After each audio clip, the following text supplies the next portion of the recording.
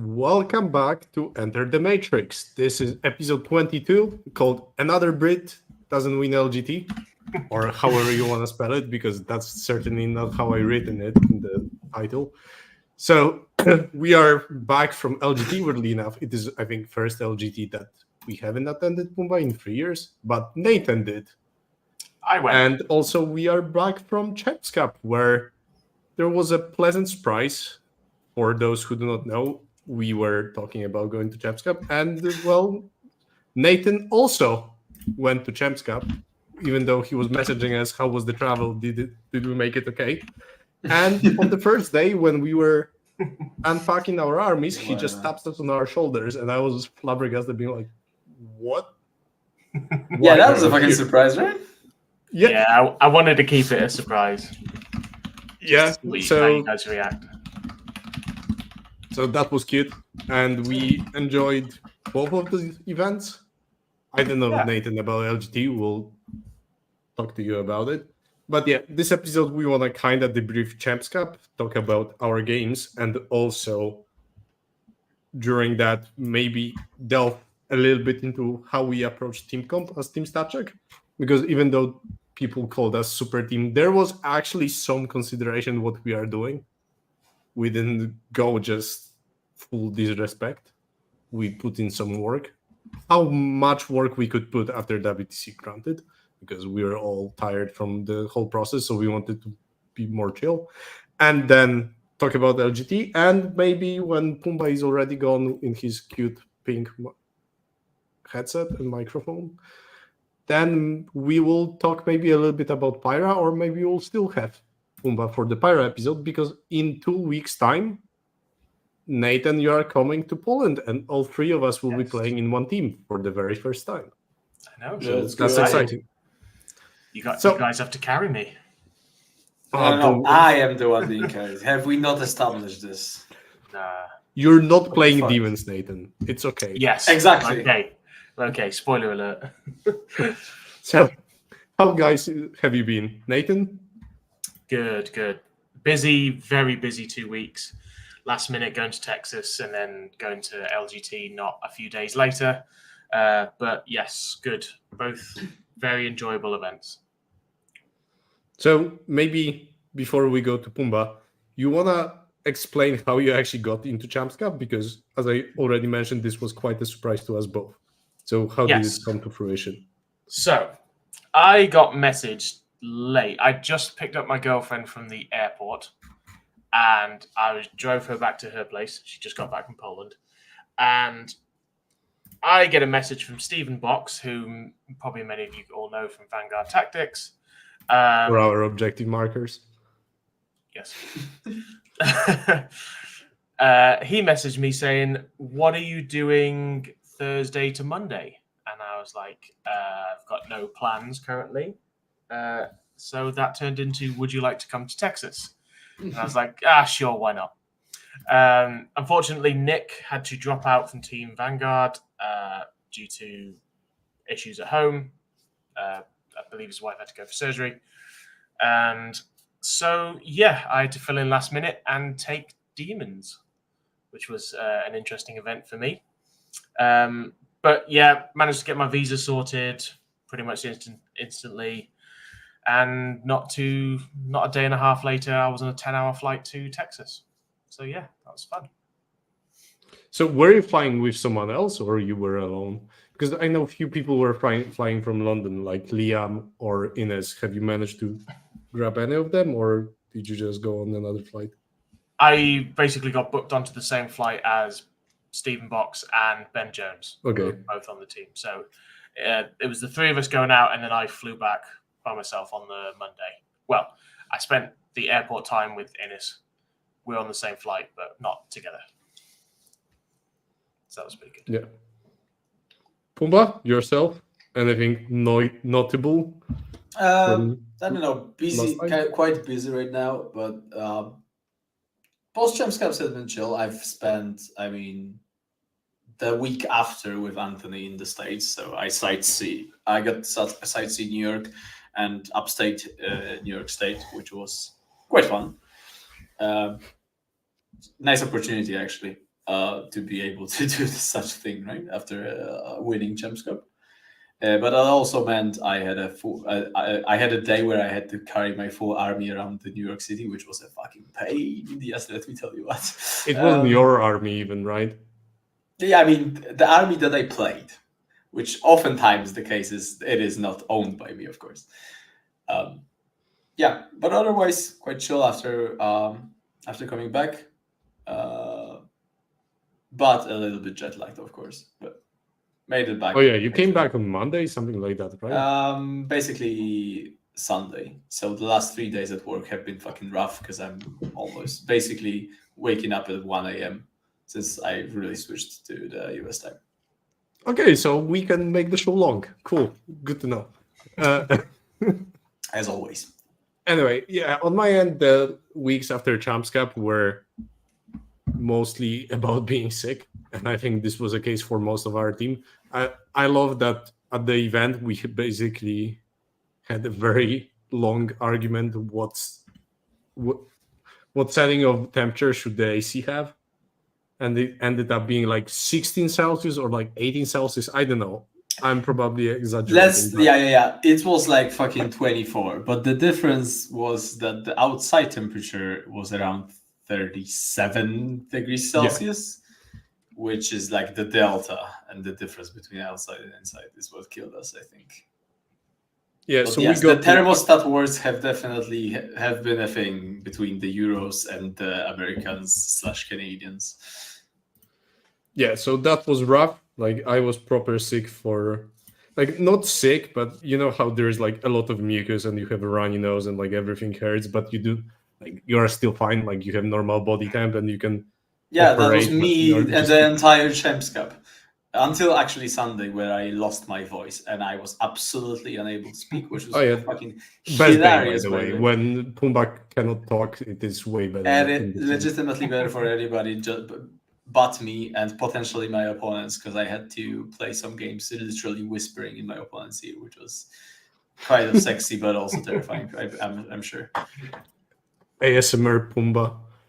Yeah. Legitimately, I had the game. We'll get to that story about that hypertrip game. Sure. Because I think it is one of the highlights. Yeah, makes sense. So I've been mostly just assembling. Well, as a responsible human being, there should be 12 Talos. And watching Liam win more games by being good at Rush. So he just Rush goodly, not badly like you, Pumba. So yeah, that's what I learned during this weekend, actually, that I just cannot Rush for shit. So it is definitely a skill issue, to be honest. So. Then, shall we maybe deep dive into Champs Cup, unless you guys have something else that you want to touch upon before that? Let's go. I think we're ready. Our Sleeping Beauty, you want to start your story? My story, you mean? Yep.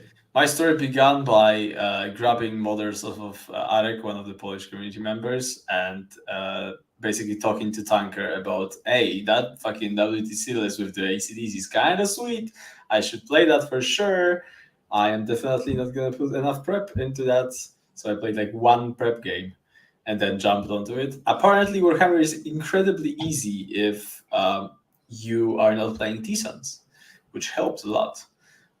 So my first basically couple of games was basically learning the army. However, there wasn't much to learn. If you had got a grasp on how it works, like your stratagems, what the army is able to do with the surges and like the raider stratagem, you kind of just have a combination of a great frontline being ACDCs, some trade pieces or like / counter pieces with the legionnaires and rhinos, and then the shooting aspect of predators. And then basically the list, right? It's very not complex, actually, if you think about it. Very basic Warhammer thing.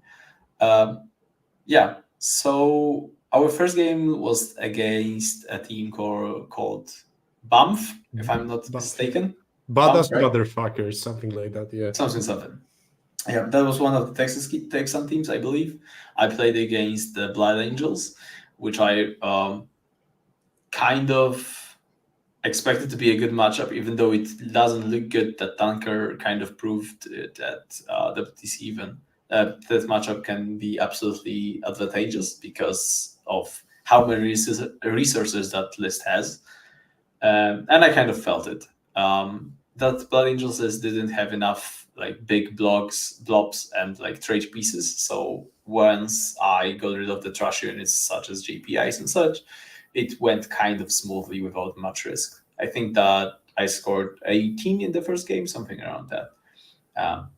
Very stable, actually. Like, I didn't feel threatened by the Blood Angels. I think the list itself wasn't particularly scary, as in it wasn't super optimized for killing big blobs and like out trading you aggressively. And I think it's generally, I would consider this to be CSM, or like this variation of CSM, at least favorite, because of how many resources you have.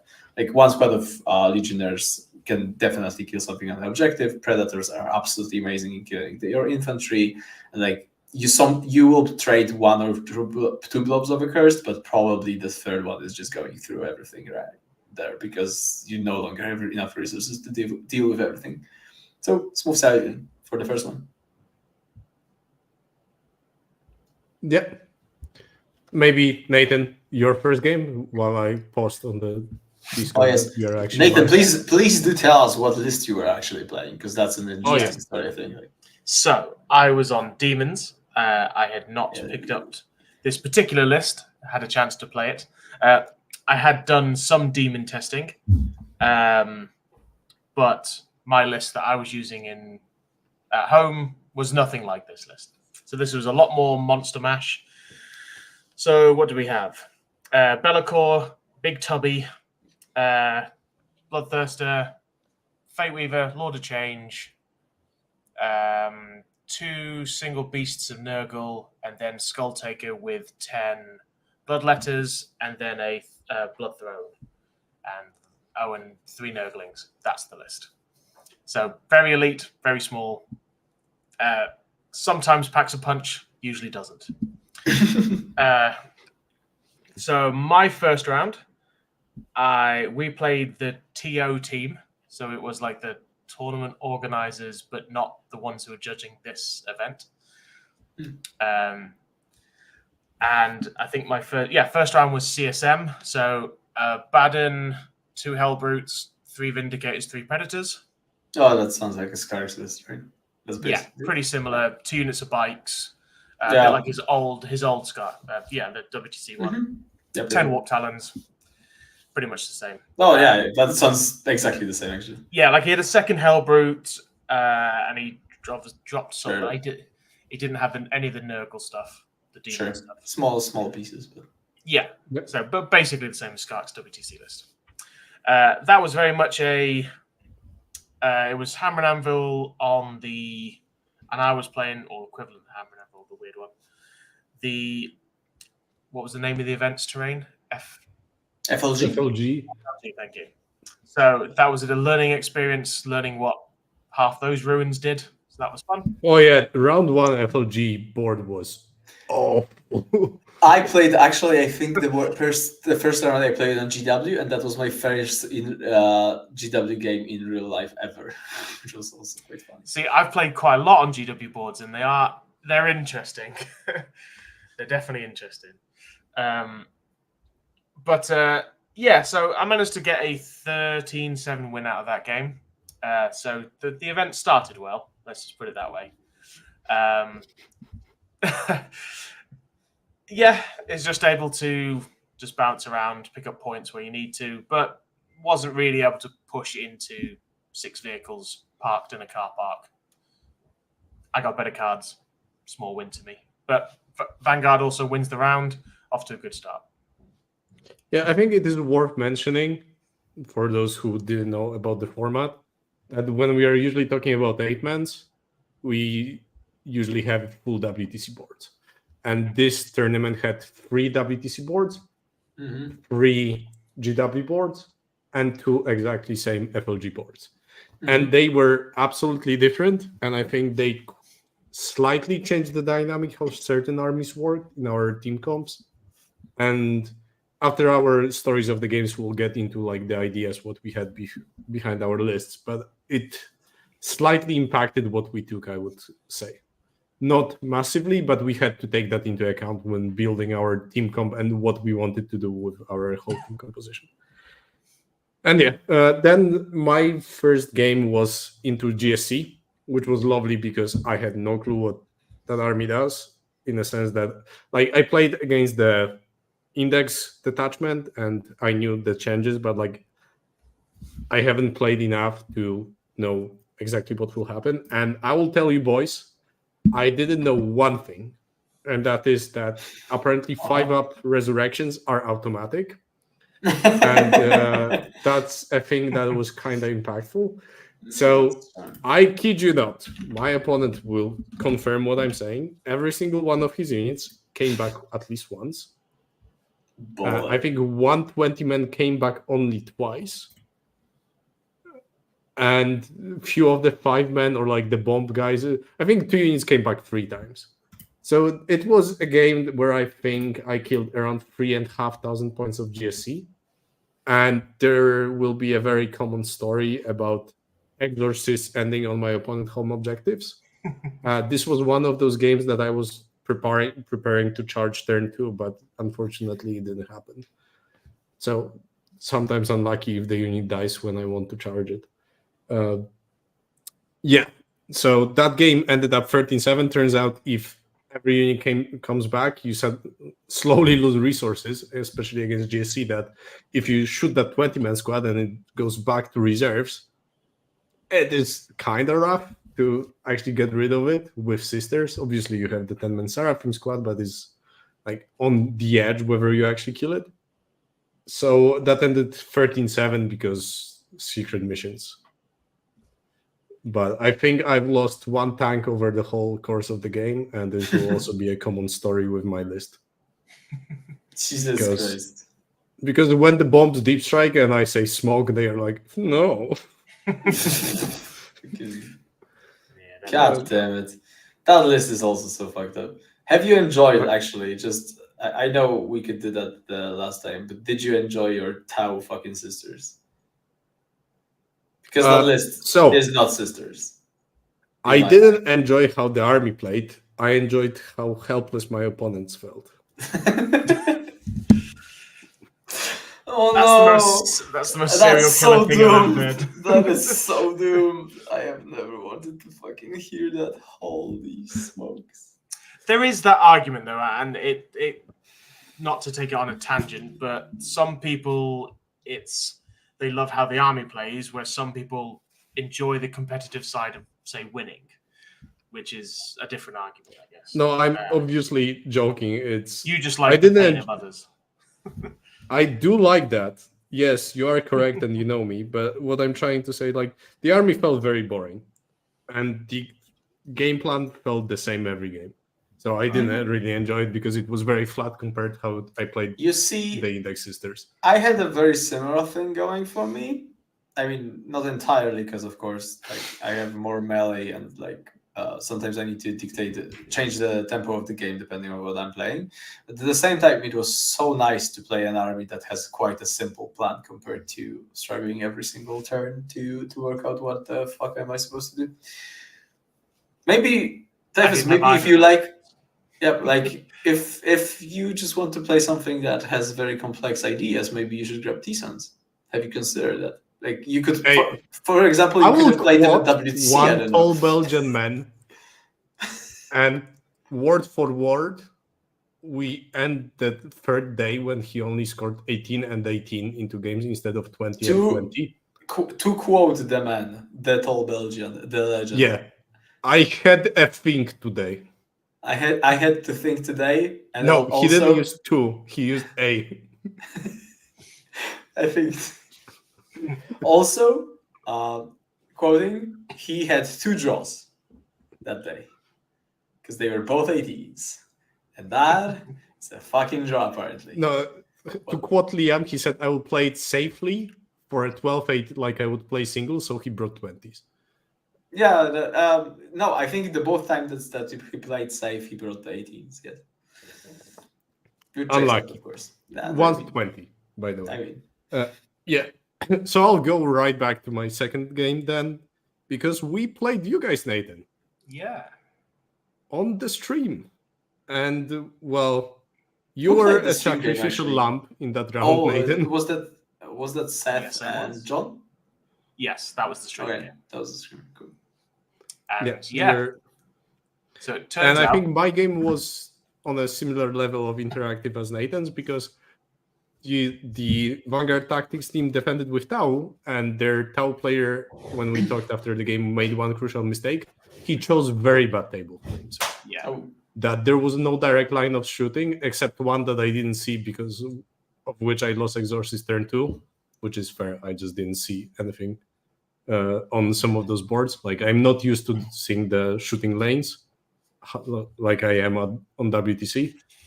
But that game, was a skill fiesta of Exorcists. Let's call it that way. Because first Exorcist killed first Devilfish, but so I was unlucky and had to kill second Devilfish with 2 Exorcists, and that was my turn 1. And also throwing grenades, shooting Maltas and Seraphim and whatnot into the stealthy big robot. I don't know. It doesn't kill anything, but it also dies. Ghost kills. Thank you. Yeah. That one, I brought it down to 1 wound. And, well, that's, I think, the story of the whole game, because for 3 turns I shot indirect, removing like 2 targets a turn. It is very average when you shoot 1 Exorcist to kill a replay, right? Sure, why not? Sisters. I've already heard that, so I'm not even impressed anymore, bro. So, but it also came into play that if the first Exorcist battle shocks a unit, you can CP reroll, which is actually quite impactful. And so it was a ritual, so he got to score primary, so it was only 15-5. Disappointing. So, my stories will be very boring unless I get very lucky. And I will get very lucky later in those stories, so don't you worry, boys. Here we go. Those are still coming. Nathan, how was your game? So, we're playing Ritual. And your lists were oddly good at Ritual. Our lists were not good at Ritual. So I didn't have a matrix. I don't think I had I had like 2 draws and 6 losses. Because I was like, guys, I've just played a game with this army. Yikes. I don't know where the damage is. If you play it correctly, it's pretty good at surviving. But that's kind of where it ended. It just lacked a couple of... Like, it didn't have enough throwaway stuff, and it didn't have, like, the key damage. Like, the Fate Weaver Lord of Change is kind of nice, but they just don't do enough damage reliably. So they thought, well, one thing that could work is if I don't really have a matrix, go out first, take it. If I can get one of the heavy hitters and take one of the bad tables out for everyone else, it might do something for the pairings, let's say. So, understandably, they put Liam against me. I Liam. I think you were one of the victims. Yeah, this was a common story of the event. Smash, yes. We had Anthony Liam choose. This happened at least like 3 times, I think, where people defended with something and they just got offered Liam on Tison's Anthony on World Eaters, which is the doomed fucking choice. It is so bad. It is. However, that was kind of the plan. I was going to try and play for 1 or 2 points. For the 6 games that we played that weekend, for a Demon Army that wants to go second, I went first 5 times. The only time I did not go first was Liam, which, because it's Ritual, meant I didn't get to spawn an objective all game. Because here's the scenario. Are you going to spawn an objective? No, because it's going to give you reroll to wound. That's the only benefit it gives me. Mm-hmm. Because a Great and Clean One would spawn an objective, and then I'd literally just give his army more killing power. Yep. So it was basically pointless. Yeah, our armies were quite good on Ritual, because like we were talking about this, right? Ines's GSC was a benefits benefits so much from objectives, Same with Thisons, and same with Renegade Raiders of mine. Yeah. 3 of those armies, if you have more objectives and you just are holding anything in the no man's land, they love it. They absolutely love it. And I think there's also another thing when we are talking ritual, this mission tends to be very drawish. Or at least people think so, unless you get into those skewed matchups. Yeah. And I think having armies, which we had more of a team comp that had armies that were meant to score higher or push someone, it is very beneficial on ritual, because if you play just a regular game of Warhammer, it is very hard to get someone out of their castle where they spawned all the objectives. But if you have armies that can do that, it is very impactful in the pairing process. Yeah, if you have a list that is good at primary denial, ritual is can landslide quite heavily. But otherwise, yeah, it's drawing. Unless... Well, there's because there's one fun fucking mechanic in Pariah, which we all love. And these are called secret missions, guys. So I played Matt Laura on Eldari. He was quite down by being drawing a short straw, I guess, and having to play this ACC list with Eldar. However, he put you down as a draw. Sure.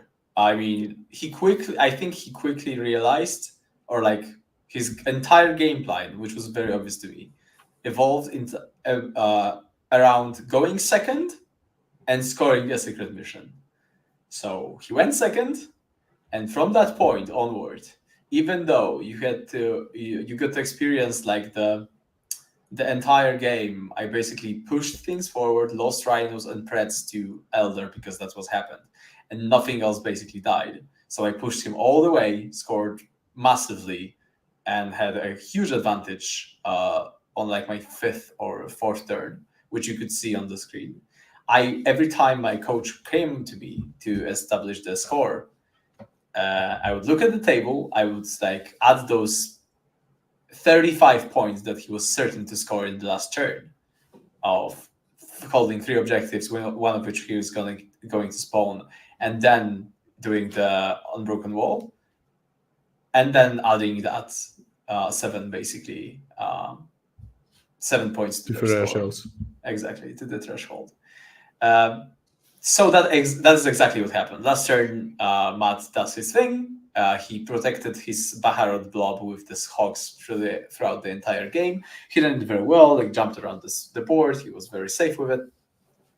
Along with one of the Death Jesters in the entire, legitimately just the corner of the board almost, where he spawned the objective, scored the unbroken wall, move on. I think, to be perfectly honest, thinking about this game, had I been better with the army, that's my legitimate 3rd game with it. Had I more practice with it and was more confident in the amount of damage I am going to do with one ACD C blob and how to position it perfectly, I think it was entirely possible to leave one of the blobs stringed out and block the entirety of the board from it. However, even then, I am not sure he isn't able to jump with this Hawk squad, clear the part of the board and then score those 2. He needs to hold 2 objectives and the DJ, right? So I think it is possible to stop. I don't think it is completely doomed, especially with the footprint that the army has. I think I legitimately wasn't just good enough and didn't bother enough with doing so. So all the time I was basically considering the score to be around 11, 12 after going first. Maybe a 13, depending on the cards, of course. Yeah. Do you think in that game it's one of the few times that you actually don't overcreate objectives to try? Yes, I think I fucked up on that legitimately. I think there was a good case for me to stop spawning objectives at one point, and I think I might have created 1 too many.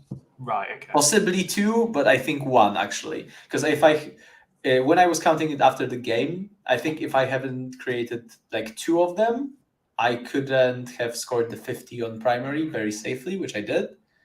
Okay. So I think I definitely spawned 1 too many, which was a mistake. Yeah, I think generally, had I played it better and considered had I played this game knowing from the very, very, very beginning that he's going to try to score the secret mission and had more optimal like pathing and micro with the cultists. I think it was possible to stop the secret mission from happening after thinking about it. But yeah, kind of didn't bother. Kind of also, let's be honest, I was not very versed with the list and still jet-lagged as all hell during that game because that was the second game, so it was basically the middle of the night for us. I was waking up. I'm gonna blame that for being ass. Yeah, that's what I mean, right? Like 3 a.m. local time, making us food and preparing pairings in the morning. Yeah, and if the game basically happened at like 5 p.m., it was the middle of the night for us, right? So I'm gonna blame being bad on this. Sure, I can use that. Surely. Yep, of course. It's just like it's not like ass at the game or anything like that. Yeah, but Matt did score his secret mission as he planned from the very beginning, leaving me with 12-8 instead of a big win. Which didn't matter too much, to be honest. It was 13-7, wasn't it? 12-8, I'm pretty sure. Oh, was it? Okay. I think it was closest to 37. I'm legitimately not perfectly, not entirely sure. But I just checked the CP, it was 12-8.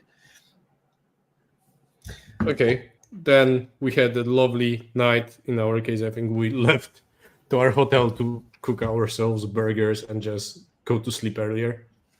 That was also just the vibes at the Airbnb is something that I entirely loved. I think it was so nice to spend the evenings with the whole squad. Yeah, when you cook together, there's also like a nice vibe that you get to bond weirdly.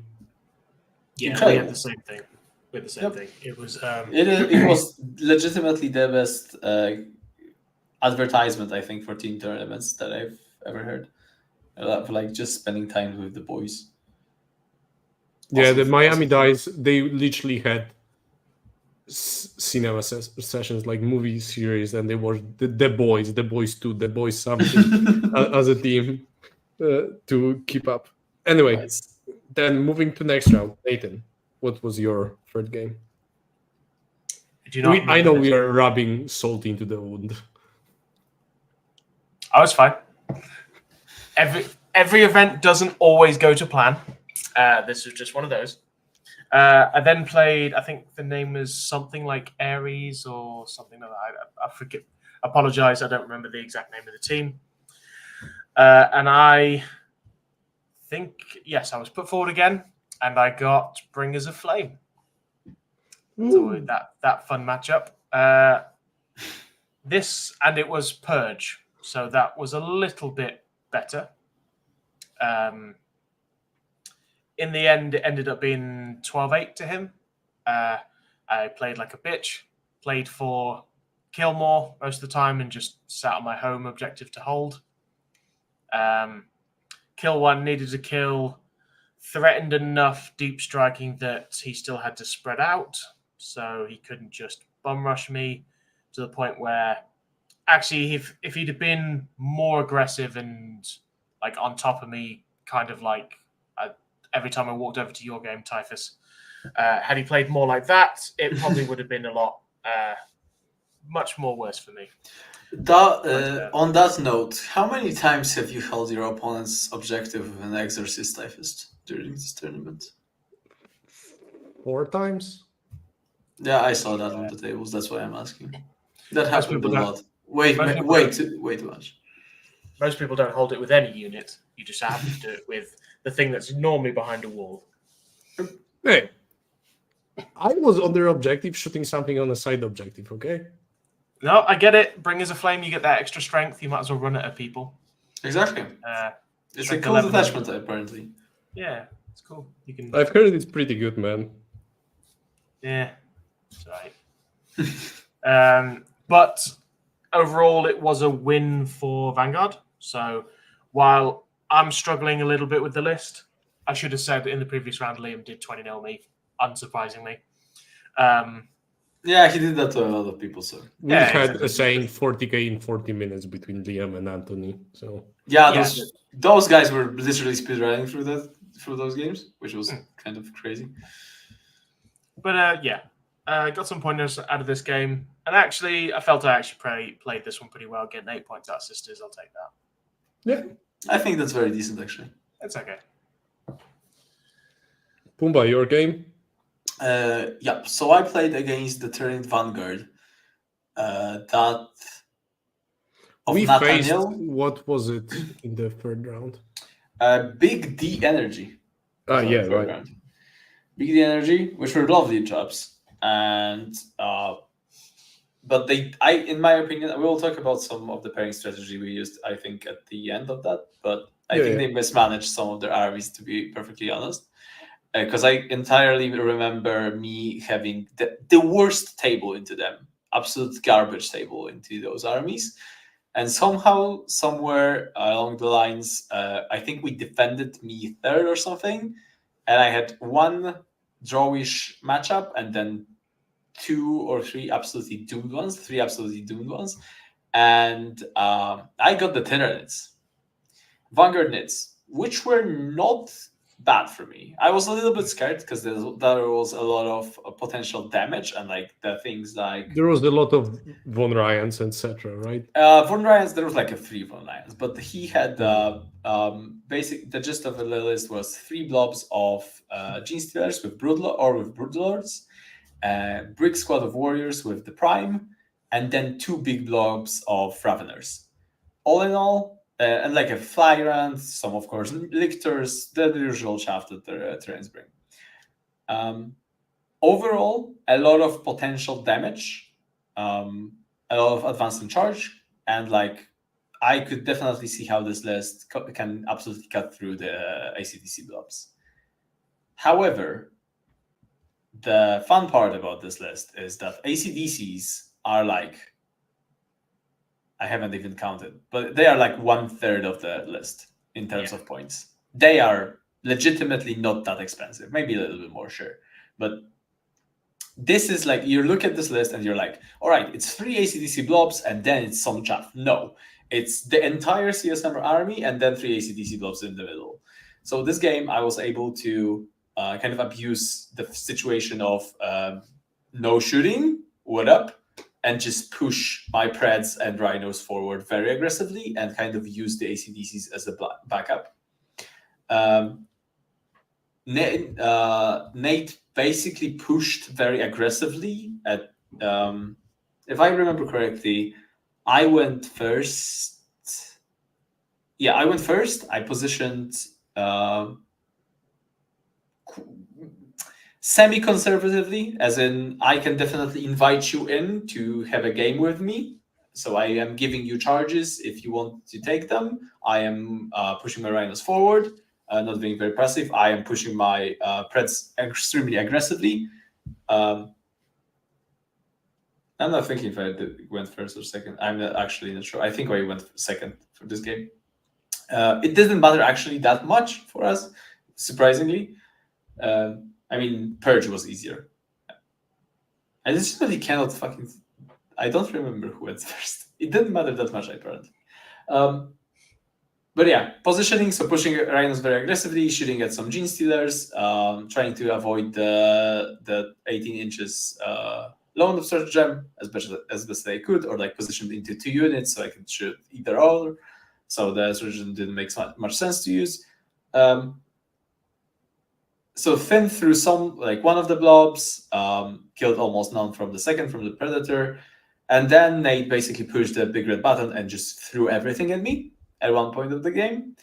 The problem there, and what happened, is he failed one of the crucial shard charges with the warrior unit into the middle of objective, which was like 7 inches.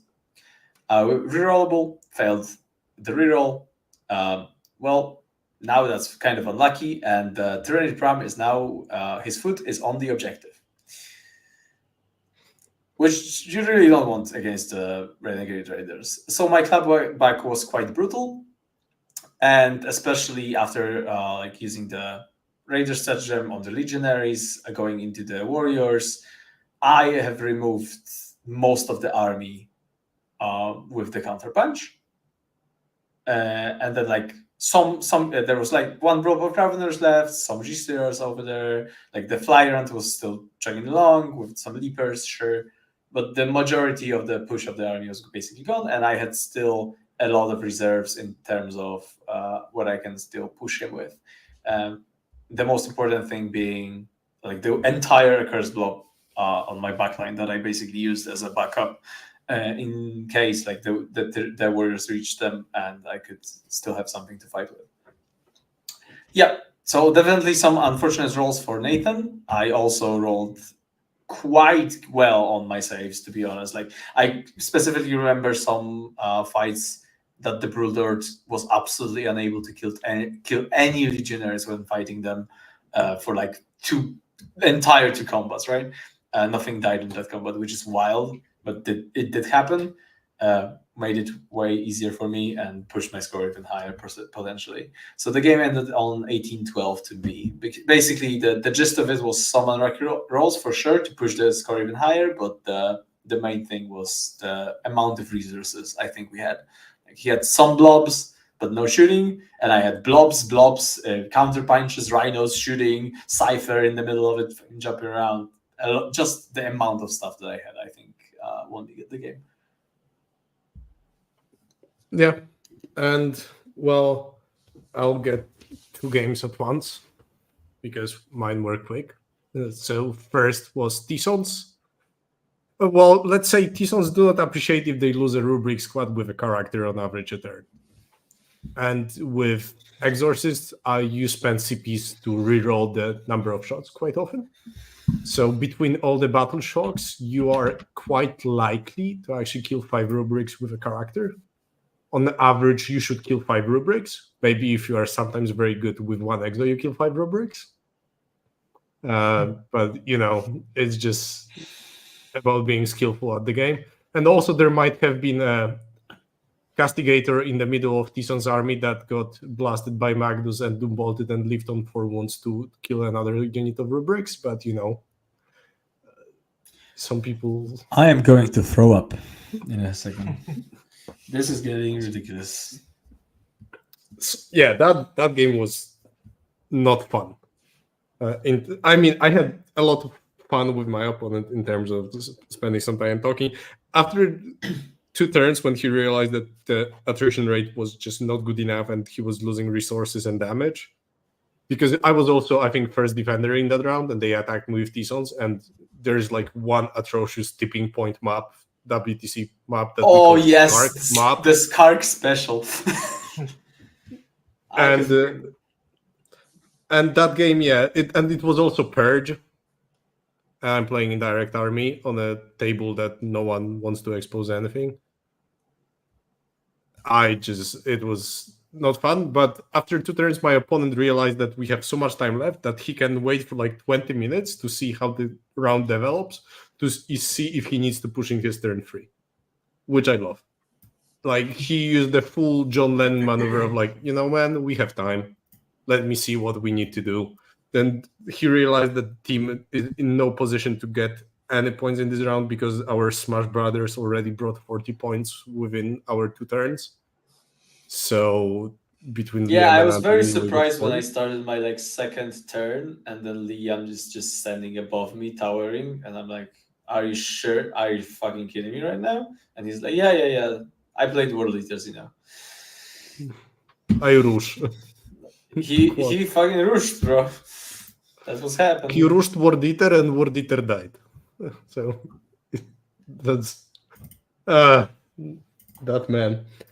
Anyway, so that game ended 15-5, but I felt there was one problem with me playing triple exo, that with how dumb the army is, I felt quite often in every round that I wasn't playing up to my best because I felt I didn't have to.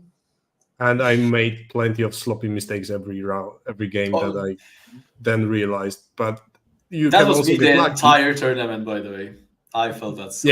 I felt like I could have gotten 2 differentials more in most games by just being more. Legitimately, if I had more practice on that list, I can entirely see how Tanker just destroyed WTC with that list. It is insanely good. Absolutely, yes. So I got 15-5 into Tisons. And there was a turn where Magnus got shot by 3 Exorcists face-to-face, I think 8 Dominions, and a Castigator, and lost only wounds from the crossbows. So there was that. Because 4+ is apparently easy, which I think is fair. But the game ended 15-5. It was a lovely game. We had a chat. I don't think this matchup should have ever happened. I took this list to counter T-Sons as well. And then the fourth game, we played against the Tundra Tactics on the stream again. And I got Gonyo. And just before we started pairing, I approached Gonyo being like, surely you will do better than my last TAU opponent, right? You were on the USA WTC team. Surely you will do better. So, turns out that when they first defended with Gonyo, he was attacked with me and Jeremy, and they had like, does he take a draw or does he try to take away sisters from his team? And this was another game with like Exorcist killing devil fishes and etc. very easily, so he lost all the mobility, which is also a very important part. I wasn't killing the stuff that kills me, I was killing the mobility first, and then as soon as I could section off the board, I could finalize the game with like turn 3 pushes. And this was a game that I only was on his home objective turn 4. I was slacking this time. But there was, after turn 2, there was a situation that Gonyo decided that this will be a turn that he checks my damage. So he dropped into kind of middle, shot one Malta squad of Crisis because I screened out myself so it can shoot only one Castigator, that I set out to die to that squad by screening me out. And he dropped everything else and shot into one Immolator that I decided that I do not have to smoke. I will just AOC it, and I lost 2 wounds from like Riptides and whole missile squad. Because I'm apparently just good at the game. So, and then on my turn, when he exposed 3 Riptides, Piranha, Ghost Kill, 2 squads of suits with commanders, I drew Bring It Down. You lucky son of a bitch! This entire tournament, actually. I'm just skillful, man. I create opportunities and then bank on them, right? I think that's something that Manu would have said, should be. But I cannot title my list. I'm the first ever WCW champion.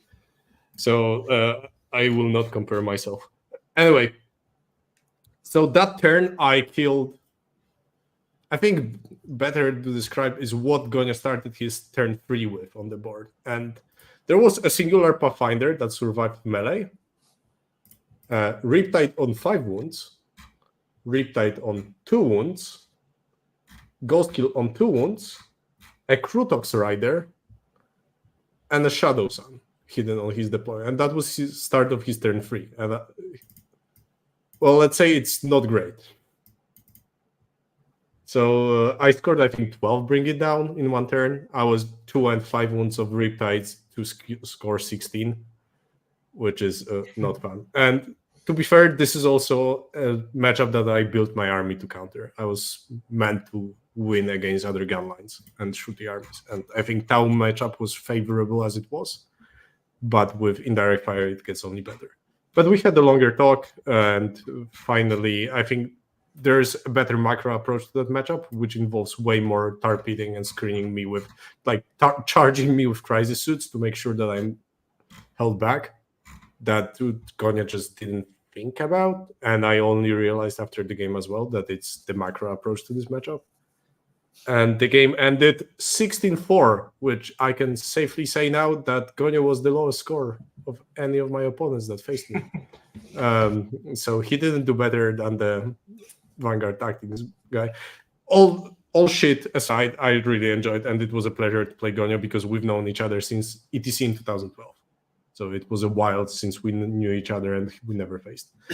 So how was your 4th game, Nathan? Because I think Pumbas is the most interesting one to actually talk about from all of them. Is it though? Not sure. So we played.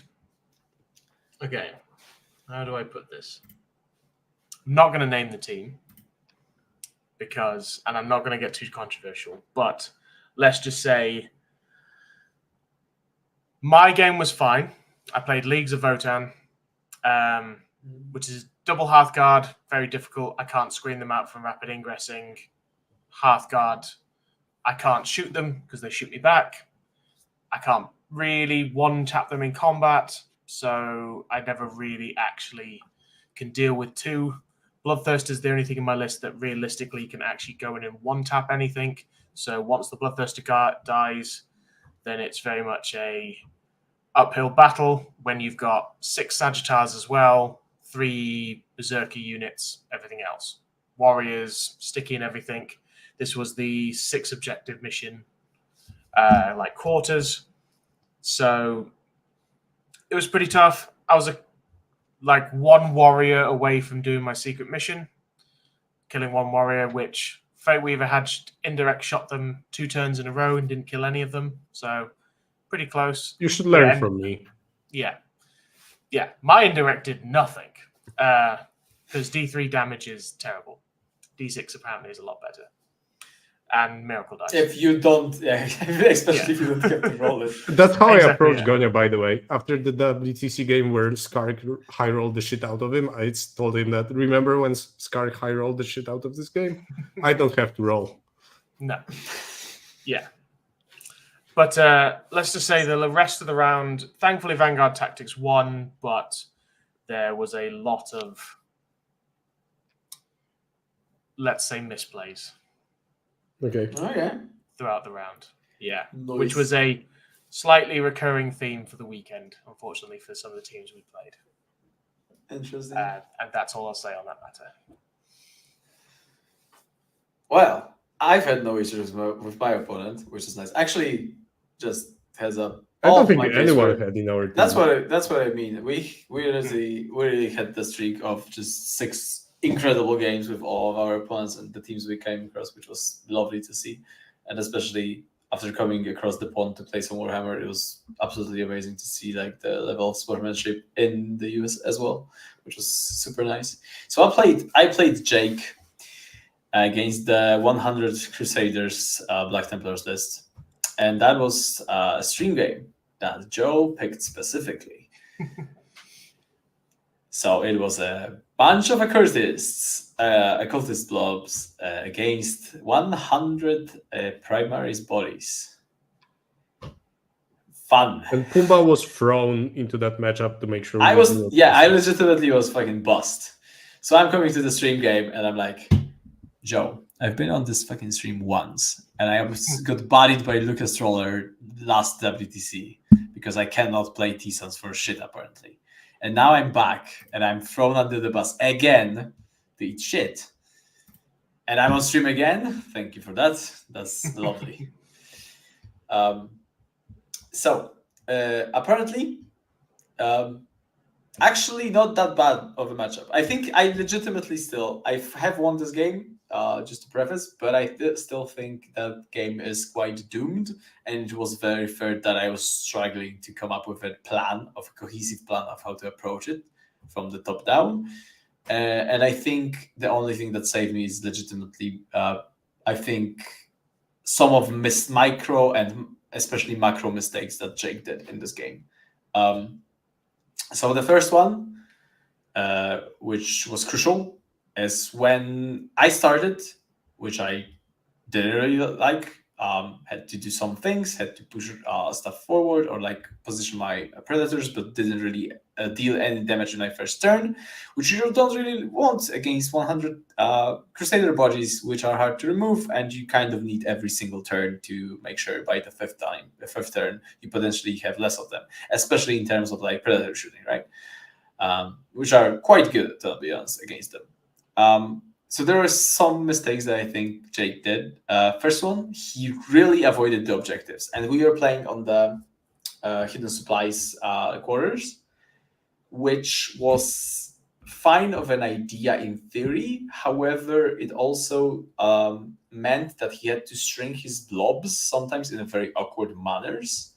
So they didn't necessarily reach everything that he wanted to after they charged. He was very good at like hiding his crucial cards from precision, so they don't get picked off by either Master of Executions or like the stratagems that both the Raiders and the generic stratagem that I have available to me.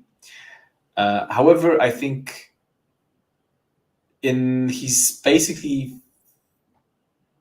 was it first turn even? I think it was. He basically pushed his entire army forward, entire meaning 4 blobs that he had on the table, but did it very kind of two defensive blobs were in the middle, and the 2 scouting blobs were on the flanks. So it was basically a line of bodies across the whole table. That's okay, and he had 4 CPs. That must have been like second turn then, right? Because I am very much aware that he had 4 CPs saved for it, which meant he had access to basically everything he would ever want. Until somebody from a center rhino that was sitting in my deployment zone jumped out, positioned himself in the middle of the entire army, and I specifically said words of, so I will now position the cipher, so just so we are aware that he's within 12 inches of every single blob that is on the board. And this is the moment where Jake asks me, what does it do for you? Which is not something you want to be asked. Or after explaining to him that's a Vect aura, he calls the coach right away, and he's like, how the fuck did nobody tell me this army has Vects? We analyzed this, boys. I think we had it analyzed, and nobody mentioned that this is what Cypher does. So, and I think it is worth clearing up that usually we mention stuff before the game. And I absolutely we both went through the lists, but of course we didn't go into details of what every single model does. Like, this is a Master of Executions leading the Legionnaire squad. This is the Cypher. He will be in the Rhino, right? And because Jake didn't ask me specifically, like, what does Cypher do, which I will of course tell him, I was of the opinion he must know, right? Because it's quite a popular model. So he was aware the Cypher's in the list. I don't think he just mentally noted what does he do, or like he wasn't very much aware, which is kind of, it feels bad, but I mean, it's hard to go through an entire list piece by piece explaining every single role that every model has.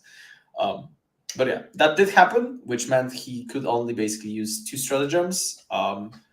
He couldn't interrupt even, because that would cost him 3 CPs, which sucks. So he had to AOC and fight in death with one of the blobs, but that wasn't particularly enough to keep them alive. So I was able to clear basically both of the blobs on the flanks after being shot with predators, and then combat with the 2 accursed blobs were lift up. So went through like 40 something Crusaders in the first round. Which is important here, as I played it. It is, I think, the thing that was his second biggest mistake in terms of macro this time.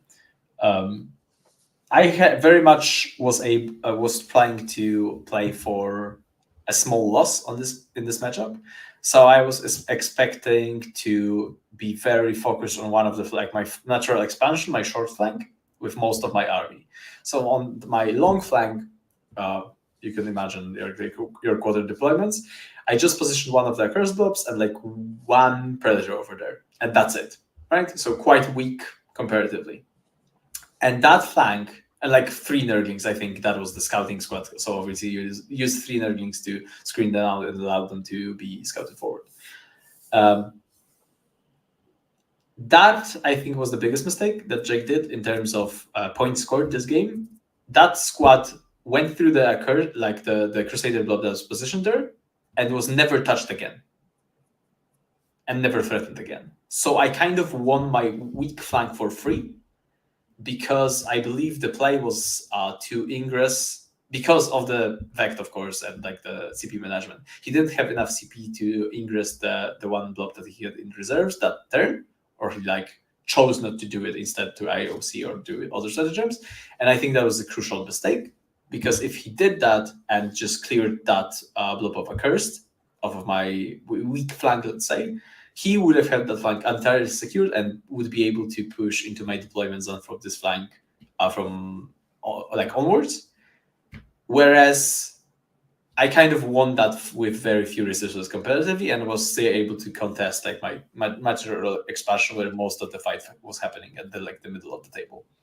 So I had that flank very secured, and I was even able to then push into this home objective with that unit, and like secure the objectives with the Rhino.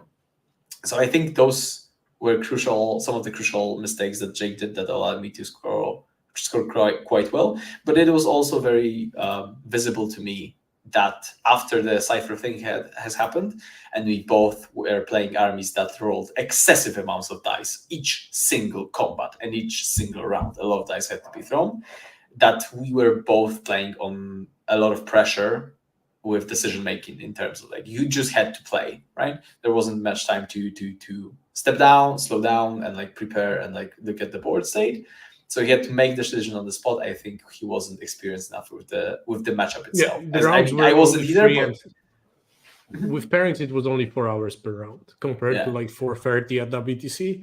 And also, granted that I don't know about Jake, but usually playing on the stream has a little bit of overhead in terms of management of everything. It cuts maybe 5-10 minutes of your time.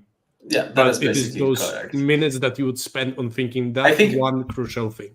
Right, and I think I had a way easier job here because I had kind of an easy. It's hard to say, but I actually had an easier game plan because I was just about to play defensively and like shoot the fuck out of it, right? Like shoot the Preds as much as I can, and then in the crucial turns, just pick up a blob, try to like clear that one flank, force the ingress, and play safely, and kind of control the tempo of the game. But I just was given opportunities to do more than I initially expected. Overall, I scored a 14-6 that game. And yeah, I think, definitely what helped me is Jake failed one of the crucial charges, or that was like a 6-inch with his Hellberg probe that was basically in the middle of my army, which allowed me to push the score higher. Even then, I think I estimated around a 10 still before that charge happened. So I was clearly seeing how I'm losing resources after I did center. I was losing the opportunity to answer another squad of Templars coming through to kill me, right? So I don't think that matchup is particularly good still, but it is playable, and watch out for Cypher because he's a demon in that matchup. I do think Templars have the advantage though, nonetheless. So basically it. Go watch the game. I think it's generally pretty cool. I think in terms of like time management, I think I literally spoke to Jake. I think it was where we had the microphones on. Do you think we're gonna play 5 rounds of Warhammer? Because it's gonna be very fucking difficult to roll that many dice and move that many models in the time given. But we managed, which was very cool. Yeah. And then the last day, which for us was kind of the worst in the sense that most of us started feeling real bad. I was feeling lovely. After that beautiful stream game, I have, as I've explained earlier, lost my fucking voice. Yeah. Pumba was entirely. Voicing. Me and Anthony started feeling sick, which translated into being proper sick at the end of the day. So it was around we ended up playing XPZ, which was a team that we were told that is the team that we should look out for. And it ended up being overall a squeaker of a win, like 88 points. And I think, not to take anything away from them, I think there was a part of it being us feeling not that great that impacted this. But also they played really well to get so close to a draw into us. But my game, I think in the last 4, I got thrown into Grey Knights, and this was one of the rounds that, after like turn 2, having a coach, by the way, Dan, thank you very much for attending. God, yes. You were a blessing. Dan was like going to pharmaceutical shops and buying us stuff if we needed it, making sure we had food, we had the water. Like, he was a gem. He made sure we had everything. He was even driving us around. We had nothing to worry because we had done. He was cooking us burgers. I think the guys even yesterday during the show mentioned that had we not have a coach, I think we would have lost at least 2 rounds of that event. And I think it's 100%. No food, no Yeah, food, exactly. no monsters, nothing. Yeah. So there was that issue, and I played Grey Knights, and what was that round? I think it was it wasn't Scorched Earth. It was free object. Linchpin, wasn't it? Yeah, it was tipping It was point. Linchpin. Yeah, linchpin and quarters. It wasn't tipping point. It's quarters. Yeah, it was linchpin. I always confuse those two when in terms of deployment and points because that combination was played at WTC. So it was linchpin, and I realized I'm playing into GK, and it is kind of hard for me to push into GK. So as I went first, I realized I will have a lot of problems dealing if he wants to go for secret mission other than Unbroken Wall, because he will never get that side objective of me. Like, he will never get that units into there. So my turn one, first Exorcist rushed like 19 inches into his deployment zone. And I started just rushing everything into middle, realizing that he will start charging me or putting models in positions that I will not want to move any models to end up within 9. So I preemptively positioned everything to shoot into any of the middle shooting lanes. So I do not have to bother with movement and doing any other stuff. And this was a game that at the end, I think I had 37 points from secondaries, and GK ended on 19, including 3 points from the battle line thingy on the objectives. So he was quite unlucky, but also there was some luck involved in that game, because when I went first, I think by turn 3, Dan approached us and told me that it is looking quite drawish. We might even lose. You need to push.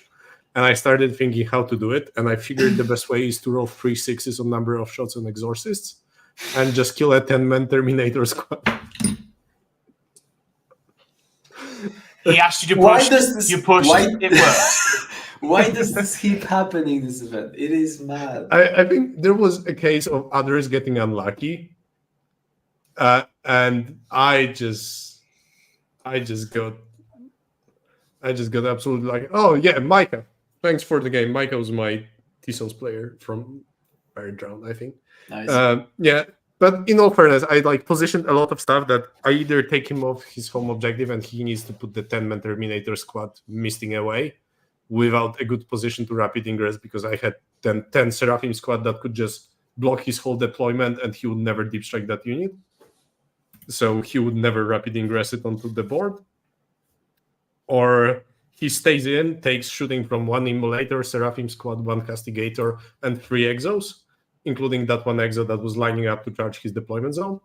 And I just rolled in that turn 3 6s, killed all the Terminators to the man, charged with Exo onto the objective to steal it away from the remaining Librarian. And then on his next turn, the cards he drew were... I took his home objective, so he didn't score the linchpin scoring.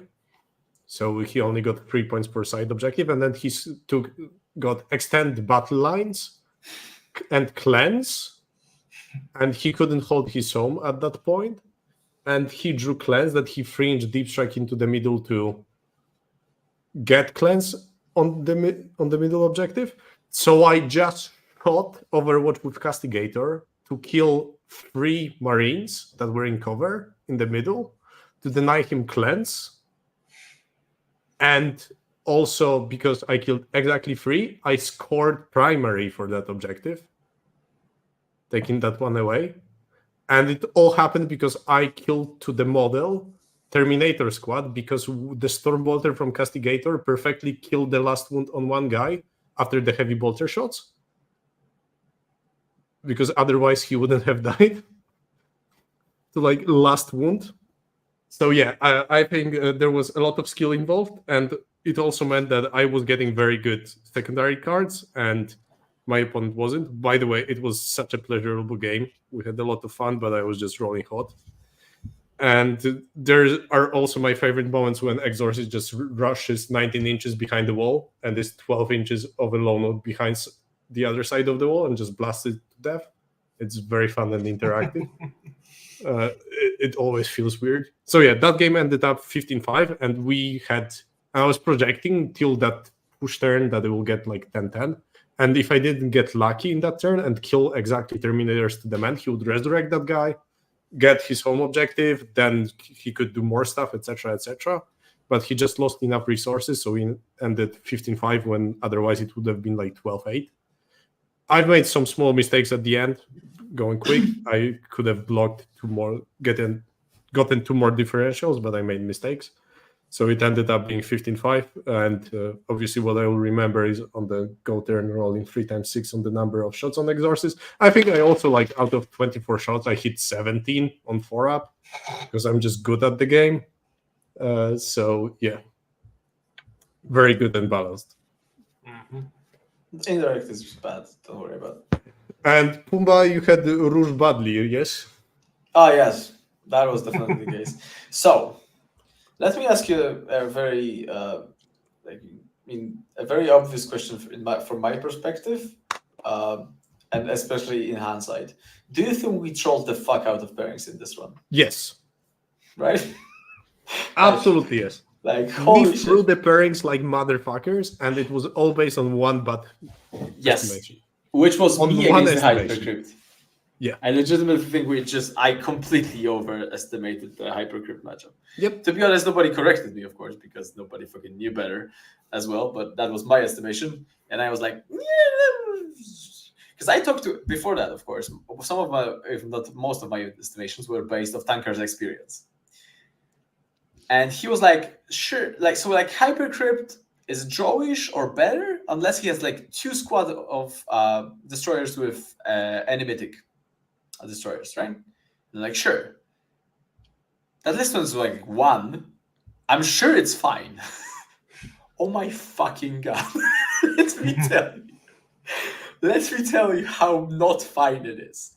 When those motherfuckers shoot with the silent key nearby on a light table that the Hypercrypt chose for itself, it is not fine, let me tell you. They just pick up a blob right away.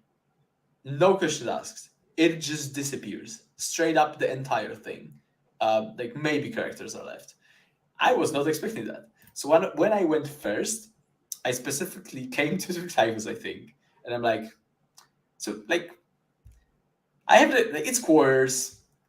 I can do this, like the fun thing of like, I charge a thing. Actually, I didn't go first. I went second, which was very good against Hypercrypt. And Joel, which I played, had some of the Ophidian destroyers to do missions with, right? So he did Area Denial in the middle. So I had the charge opportunity on the Ophidians. And I'm like, sure, I have those blob behind the wall. I can just charge in, like activate the ability, whatever, charge in, do the Raider stratagem, and basically surround the army so that they are unsheltable. Surely that must be good. So I come to Typhus and I'm like, look, here's the thing. Do I rush? And Typhus is like, do you want to rush? And I'm like, I can barely speak. I would like to rush. So, which is very also important, the entire game I had to basically whisper in Joel's fucking ear that I am screening that 3-inch deep strike in my deployment zone and that he shouldn't come there. Like, so now I'm positioning in such a way that he's unable to do something. It was in the side, by the way. So yeah, I'm like, sure, why not rush? Quicker game, I'm happy. Not a good decision, apparently. So I rush forward with like 1 blob, 1 rolls bad advance, goes to 1 flank, and 1 goes to the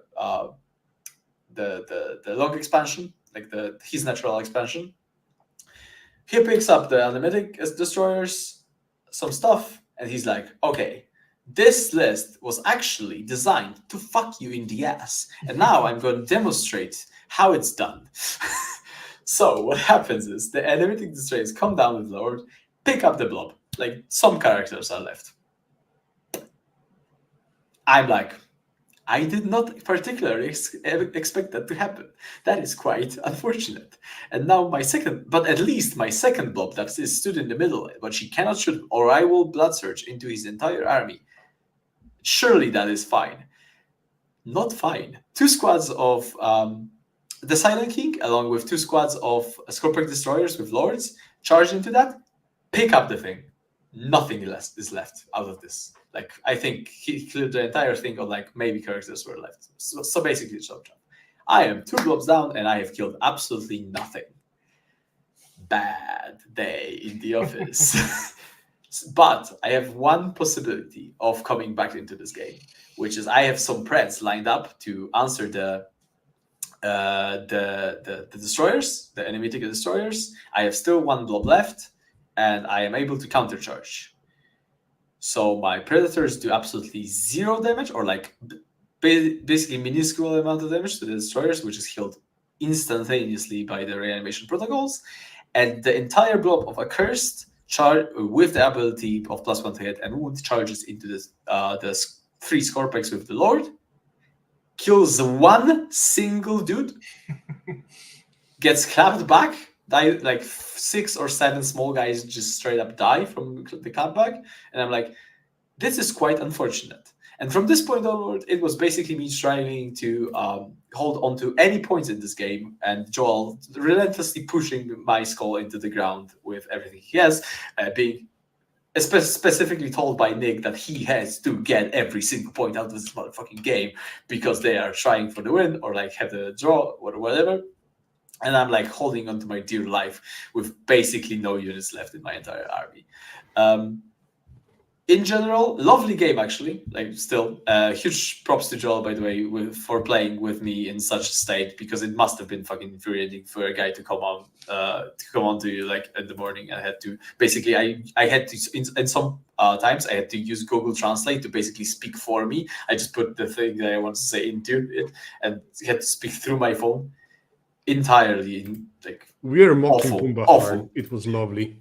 Yeah, it was disgusting. So a huge shout out to Joel for being a gem and allowed me to play a very pleasant game still against him. And I mean, shout out to him for knowing exactly how this matchup goes, because he, as we discussed, he has played it too many times for now. So that list was specifically designed to clap mine, and I had no fucking clue about that. So it was basically I lost 17-3 finally. That was the final score, and that was the combination of me misunderstanding the matchup or how it goes, me not realizing how much the board changes. The board changes the potential scoring. Me deciding to fucking rush into the bad matchup and then being completely punished by dice. So like 4 or 5 things happened in that game. And we could have easily avoided that because they first defended with Hypercrypt, and we still had Liam and Anthony available. We basically and we put at it like out, last moment. It was actually Liam, by the way, who was like, "Yeah, we could do the Smash Bros special, but I mean Pumba has the green here, so maybe Pumba." And then what irritates me the most is both the Liam, actually, if you think about it, and both Liam and Anthony didn't get good enough matchups later on, at least from their scores, right? Because like Liam got his 18, which is incredible, but he was thrown under the bus head first into the curse blob, which I think is a doomed matchup for T-Suns. So if he wasn't Liam, that was probably just absolutely cursed. And Anthony got like a 9 against the death guard, a good death guard opponent, right? So he completely trolled from that estimation. Yeah, absolutely. And how were your last 2 games, Nathan? Good, actually. I managed to. We played Death or Glory. So I actually played Brad Chester, who I've known since like 2012. Known him forever. I think it's the first time we've actually ever properly played. He was using. I was first put forward. I got to pick a very high D GW table, which suited my army, into his triple Fire Dragon, triple Falcon, triple Bright Lance, all the Bright Lances you can think of, all the Fire Dragon, all the anti-monster from my monster list. And I managed to walk away with 8 points because I was able to just hide like a bitch, get the cards. I got quite lucky with cards. I was able to keep up. He also got last turn, but I was kind of able to tank his primary with a couple of like 3-inch deep strike type things. He made like one kind of big boo-boo where he put his Autark on his home objective, and then he had like Swooping Hawks and his Death Jester and other stuff just like kind of around his home objective. And I was just like, if I 3-inch a Beast and Nurgle, that's OC2 onto your home objective. He was like, oh yeah, I haven't screened that out. So I was just like, dink. He's like, I'll Overwatch with the Death Jester, try and kill it. Take 6 wounds off it. It's got 7. I was like, cool, I heal all of them. So that denied his home objective and the bonus points to the 2 objectives he had in the middle. So that was like 7 points lost. Yeah. And then like a turn later, he was like, why the fuck didn't I Phantasm onto the objective? I was like, oh yeah, you still have Phantasm, don't you? So yeah. But it was just one of those games. He couldn't really dig me out of 2 objectives. I was able to put Blood Letters on the left-hand objective, basically hidden. So it was just like, I've got 10 OC on that objective. Nothing in his list really takes me off. There's no real combat pressure. So it's kind of just one of those. Because I got half-decent cards, it ended up being 12-8 to him. So I got 8 points. Take it. And the last game? And then last game, we played Tundra Tactics. So at this point, Vanguard is 4-1, having lost to you guys, but winning all of our other games. So we're actually playing for a podium, which is basically at least where we want to be. And we played Tundra Tactics. It ended up being quite a tight round. I got, unsurprisingly, thrown, not bust, but thrown to the wolves. So I played Gonyo, who, again, I've known for a very, very long time. And I think I would have got more points out of that game had he not got choice of table. So he picked the one where all the objectives are in the open.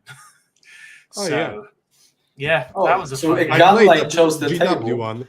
GW one. Oh yeah, I played that one. It's really nice. Actually, might have been the WTC version of it. Okay. Because it had the 2 L's in the middle, but then just all the objectives are just massive fire lines, everything else. Did what I could, tried my hardest, and then his list gets sustained 2. So everything fell over, basically. It was the hide in Bellacor's bubble, deal with the crisis suits when they come in, try and block his army from getting to objectives. So at the start of any command phase, I could demon strat the objective for sticky. And as long as he can't get onto it, cool, you can shoot the little thing on the objective, but I still have it. That got me a couple of points, but it was all just downhill. Eventually, breaches just get close, and everything falls over and dies. But Gonyo is one of the nicest guys in 40k. I had a great game against Brad, so that last day, 2 of the nicest guys I could have played. Lovely. So, yeah. Not a ton of points, but unfortunately, Vanguard just fails. I don't know what the actual score was, but I think it was like low 90s, something like that. Like 92, 68, something like that, I think. Let me double check that. Yeah, it was 89 actually to 71. So I'm very 89, 71. So it was close. In the end, okay, you go through your games and then we'll obviously do the wrap up. Mm-hmm. Yeah. Sure. So I have a very quick story of why sisters are not good into ACTCs. So that was a game that happened. Basically, we played Crucible. I deployed everything that I could on the line on one of the GW boards, which were quite closed down. And crucial thing here, which happened is my opponent put both the Morval Val Paragon Blob and the big Seraphim Blob into reserves. And I'm like starting to salivate all over my mouth. An interesting move. Because I now realize that this army has no infiltration. I have scouts and infiltration in forms of Nurglings, and a lot of advance in charge with the Raider Stratagem. So we roll off. I, of course, because I'm a piece of shit, rolled a 6 to go first. As is tradition from the last round, I come to Typhus and I'm like, do I rouge? And he's like, oh my, this time though. Surely it works. So this time it works. Just to preface this. So I go in, basically activate one of the blobs, charge one of the Dominion squads that he scouted forward. Big mistake, by the way. I think he should have never given me even easier charge than I already had. So scouted one of the Dominions forward. I charged it, killed it. I mean, used it as extra movement for the blobs. Used the Raider Stratagem, literally surrounded the entire deployment zone and all of his tanks. I think he also heroic intervened the Catherine onto the Accursed blob. I didn't particularly like that play, but sure, it took minuscule amount of damage, but still took some damage. Killed some of the small guys. Then I use the Raider Stratagem, I fall back from it, surround the entire Catherine, and then string out guys across the entire thing, which is a problem. And of course, at the same time, my entire army rushes forward after the first wave, right? To close the distance. His first turn comes, he cannot deep strike any of the reserve units, he shoots some, I surge some, he shoots once onto the Accursed blob. I surge into Catherine. He kills some bits and pieces or rhinos. I kill the Catherine to the wound, with the last attack being dev wounds from the magical stave of the guy. And Colin basically just calls it, because by this time he's lost two castigators, I think, Catherine. Most of his Dominions were dead. Basically, the entire thing was collapsing already. So he is like, I maybe get a point here if I really fucking try, but most likely not going to happen. So we call it after basically his first turn. In hindsight, very incredibly difficult matchup for Sisters anyway. And if you did do some mistakes, it is very on the knight's edge. You need to know perfectly what you do.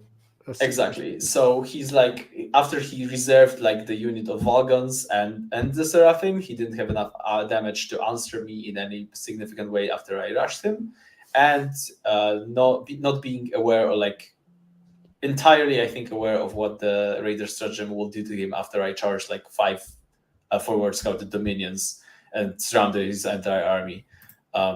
Kind of ended the game on the spot. So quick.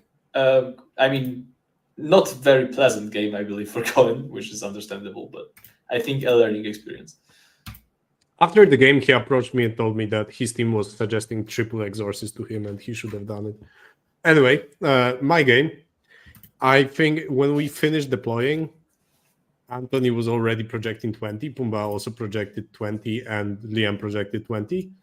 So when I realized I'm playing a World Eater player, I decided that this is the point that we already won the event, so I'll give more of a coaching game instead of going balls to the wall and exploiting any mistakes. So it was rather a game that when I saw him misplacing a unit, I told him what I can do so he doesn't do it. And so there's no such a situation for example, Shoot and Scoot Seraphim taking his home. Come on. That whilst killing jackals. Those are simple mistakes, so I pinpointed everything like that throughout the game to make sure he doesn't make those mistakes, and it was more of a game that we're both trying to figure out how World Eaters can actually play into triple Exorcist. And I think there's one answer to that, which is if my first turn 3 Exorcists kill 6 Exalted 8-bound, it is slightly harder. Why does it keep happening, bro? The entire tournament, I swear. And then the game was slightly easier, but still I was put into World Eater jail because he had more of small stuff. So it took me a long time to deal with 30 jackals and whatnot because I needed to screen myself out. So I was losing mobile resources quite early. So it ended 12. I think this matchup should be still around maybe 8 to 12 with Sisters. on average, because Ward Eaters can still punish you very easily, and one Exalted 8-man can just demolish your whole matchup plan if you have no melee, as my list did. So there was that.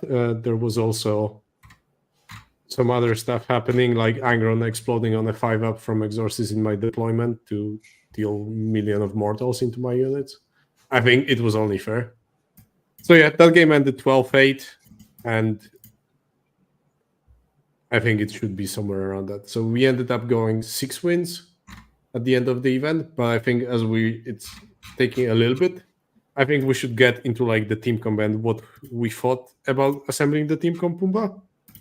Sure. So, quick notes on the team comp. We definitely went for comfort for most of our players, specifically people like John on his Dark Angels. By the way, throughout the entire event, smashed everybody as expected. So basically undefeated. I think, yeah. John but it is also worth mentioning that John wasn't supposed to be there. I think Brian dropped 2-3 weeks before the event, and we were looking for anyone to substitute Brian, and it just so happened that we got some champ like John Lennon.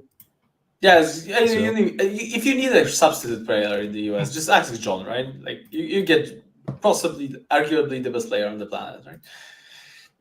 Okay, sure. Nice substitution. I mean, we missed Brian, but at the same time, John did absolutely phenomenally with the Dark Angels. And by the way, the John Lennon version that is not very...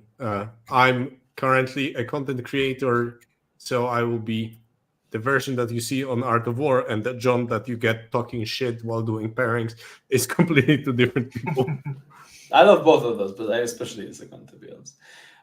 Yeah, so we went for comfort of things like your sisters and like Jeremy's Vodan after WC. I mean, Liam, you just throw him a bone and he's like, I want to play 30 rubrics and Rouge people with fucking rubrics. I don't know how this works, but it dropped 4 points. Apparently, you rush Magnus, turn 2, he dies, and then you take. Oh yes. By the way, the highlight of the entire event, which will be told, I'm sure, by every single person from this team, is my conversations with Liam, which is basically Liam explaining to me how shit I am at the game, and that his opinions are clearly better, and me losing my fucking mind about him telling me that Magnus should be sacrificed turn 2, and Mortarion is the best Primarch in the entire game. It is what happened for most of the evenings. Everybody being absolutely incredible. I mean, everyone was silent and just listened to those two bicker. It was lovely. I actually love those conversations. But I think it is worth mentioning that when you said that we were going for our comfort choices, it isn't necessarily true, because we went for some of us, right? Yeah, I think we really only had 2 very comfort choices and 3 including John subbing last minute. But our comfort choices that were preset early, it was basically me and Anthony. And we had conversations about every other person and what they want to play. And then we looked at the boards and we realized that if there's one thing that we know, and that is Nassim can only play on boards which have no terrain, and then he can win. And we're going to US, so probably other people will also do that. So we need to be able to answer that. So we built our team comp to some extent to have answers to gun lines early. And there was another thing that we've learned at WTC, and it is translated in our team comp, and that is games at WTC used to be very drawish because no one could leverage and push going first and whatnot, so you just went for very 9-11 scores. And we wanted to break that situation. So if you look at our team comp, not only we had 3 scouting armies, we also had indirect shooting army, which was fine going first because it already deals damage. So our team comp was okay playing into the very secret mission heavy armies, and the tour and like Pumba's army was also good, just rushing and killing an opponent. John's army was good at killing. When at WTC, we found that, for example, the Polish team comp wasn't good enough at that. So we've learned that and applied it here. And we've learned that and applied it here, and we realized that we need some people to play in the trenches role, how we call it. We have someone in the trenches and someone in the sky just dealing damage. And usually it was me and Pumba in our Alpine teams just doing the trenches role. But this time we also had a conversation, and it just lined up. Pumba mentioning that he wants to play CSM, and we did like the whole matrix of estimations how the meta will look, and we realized that with the team that we have with between Anthony, Liam, the people who want tensor boards, we throw the Canadians in. Yeah. Basically, we came to the honest conclusions that Jeremy and Francois are going to eat fucking shit throughout the entire event, and they are going to be fine with it. So we can score. Yeah. Which was a nice and change of pace. To be fair, if you are a person who's going into trenches knowing that Liam and Anthony are getting their good matchups, you're like, it's not bad, right? Yeah. Every time. So we realized that very early most of our pairings will go with the trio of me, Francois, and Jeremy. And depending on what opponent might first defend and what we need to do, it would be either one of three of us first defending. And it was the case for the whole event. I think Jeremy defended twice, Francois 3 times, and me once. I was first defender once. And whatever gun light they would present, it was the other two just being thrown into it. And whoever was left out of this first round of pairings was our second defender nearly every time. I think once it was Pumba. Yep. So we can take Crusaders out if they give them to us. And we had a specific plan for the very first 3 pairing steps, and it also meant that we were looking at getting away at least 2, depending if opposing team was also having gun lines, 2 to 4 open tables. And in the terrain pack, usually there were like, depending on the terrain set, on tipping point, it was, I think, 6 open tables, but it's a different thing to talk about. But we could get away all the open boards. So then our last 4 usually was Liam, Anthony, John, and then usually Pumba. And that's the last 4 on dense tables in the scrum. Like, good luck. So we had the team comp kind of surrounding the idea that we have our pushers and we need to facilitate them. And I find, except the XPZ round, the plan worked very well in terms of pairings. And it was very straightforward. And we had something to, if we weren't sure what to do, we always had the plan of, okay, Jeremy first then.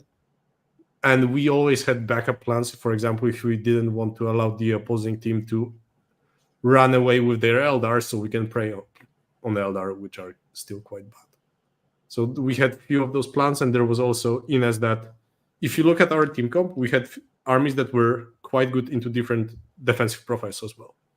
So I think there is one thing that you want to do when you build an 8-man, that you have basically 3 doubles that can pin certain archetype. And we kind of did that with like Anthony and Liam into some of the defenders. Duo of Ines and Pumba was very good into squishy armies. And if you look at our team comp, we had very straightforward counters into some of those armies, and it was fought through, but not to the WTC level. But we still put in some effort, and we weren't like disrespectful in terms of our prep to this. That is true. What also helped a lot is actually interesting conversation. The last one for me, because after this, you guys are by yourself. I need to go to fucking sleep. I'm like waking up at 5 a.m. But I want to have this conversation. What do you think about Dark Angels in the team comp versus Space Wolves after this tournament? Because before that, we both were very high on Space Wolves as the best Marines in your 8-man. However, how good was having the Dark Angels in the team composition? Because it was legitimately insane in pairings. As in, It could play anything. Of course, there's the big part of like John being there, but its matrices looked insane. As in, I can play every single army in the game besides like maybe Death Guard. Like Hypercrypt was specifically very bad, yes. But there were so many, like so few and far between, that most of John's tables looked basically like at least drawish across the board, some greens, or like greens and yellows, right? no bad matchups. Incredibly versatile, can throw me into into the scrum, can throw me into the attacker role, whatever you like. I will answer first how I see this. I think they were so good at this event because we had other pushers. Mm-hmm. And because we had other armies that could fulfill the role that Space Wolves did for us at WTC, they were very good because they were the all-comer list that we really like to leave at the last 4. And this is a different approach. I think if you do not have players on other factions that can push you high scores on CSM or Ward Eaters or T-Sons, because sometimes you might have players on those armies, but they might not be good at bringing 20s. And it is a different thing. Then going for an army like Space Wolves, if you have a player who can push for those 20s, then it's great. But as long as you have different armies that can push high scores, I really like Dark Angels in terms of pairings because it was just, John, go. Legitimately just anything, right? Yeah. Nathan, what's your take? Yeah, I think you've hit the nail on the head there. It's one of those. They fit into a matrix better if you have your push armies already in place, where their matrix is. Because Dark Angels, like, if you really think about it, maybe in teams they have a couple of bad matchups, but their bad matchups are kind of easier to avoid because they're actual. Some of the other armies that are actually quite bad for them are fringe enough that you just don't even see them. Like CK and Death Guard are difficult for Dark Angels, but you just don't see them that much. So very easy to avoid. So you just avoid Hypercrypt. That's fine. The rest of the matrix is draw and above, pretty much. So yeah, like you say, you've got your pushes in place already. Then you've just got that, which just like you say, it can go and push for wins. It can be put forward late in the round and it can play on pretty much most tables. It's just so solid. Which is why I would still put it as the top Marine list for teams. But I get Space Wolves 100%. Yep. Anything but Blood Angels. Yep, I am so down on Blood Angels. Hey, don't say that. What are we bringing to fucking Pyro then? Surely Brian wants to wolf it up. Oh, actually, that we should totally convince Brian to play. He is an aggressive player. He could play Wolves. Oh my god, Brian on Wolves. I would love to see that. Yeah. Anything, so before and anything about the Dark Angels and whatnot.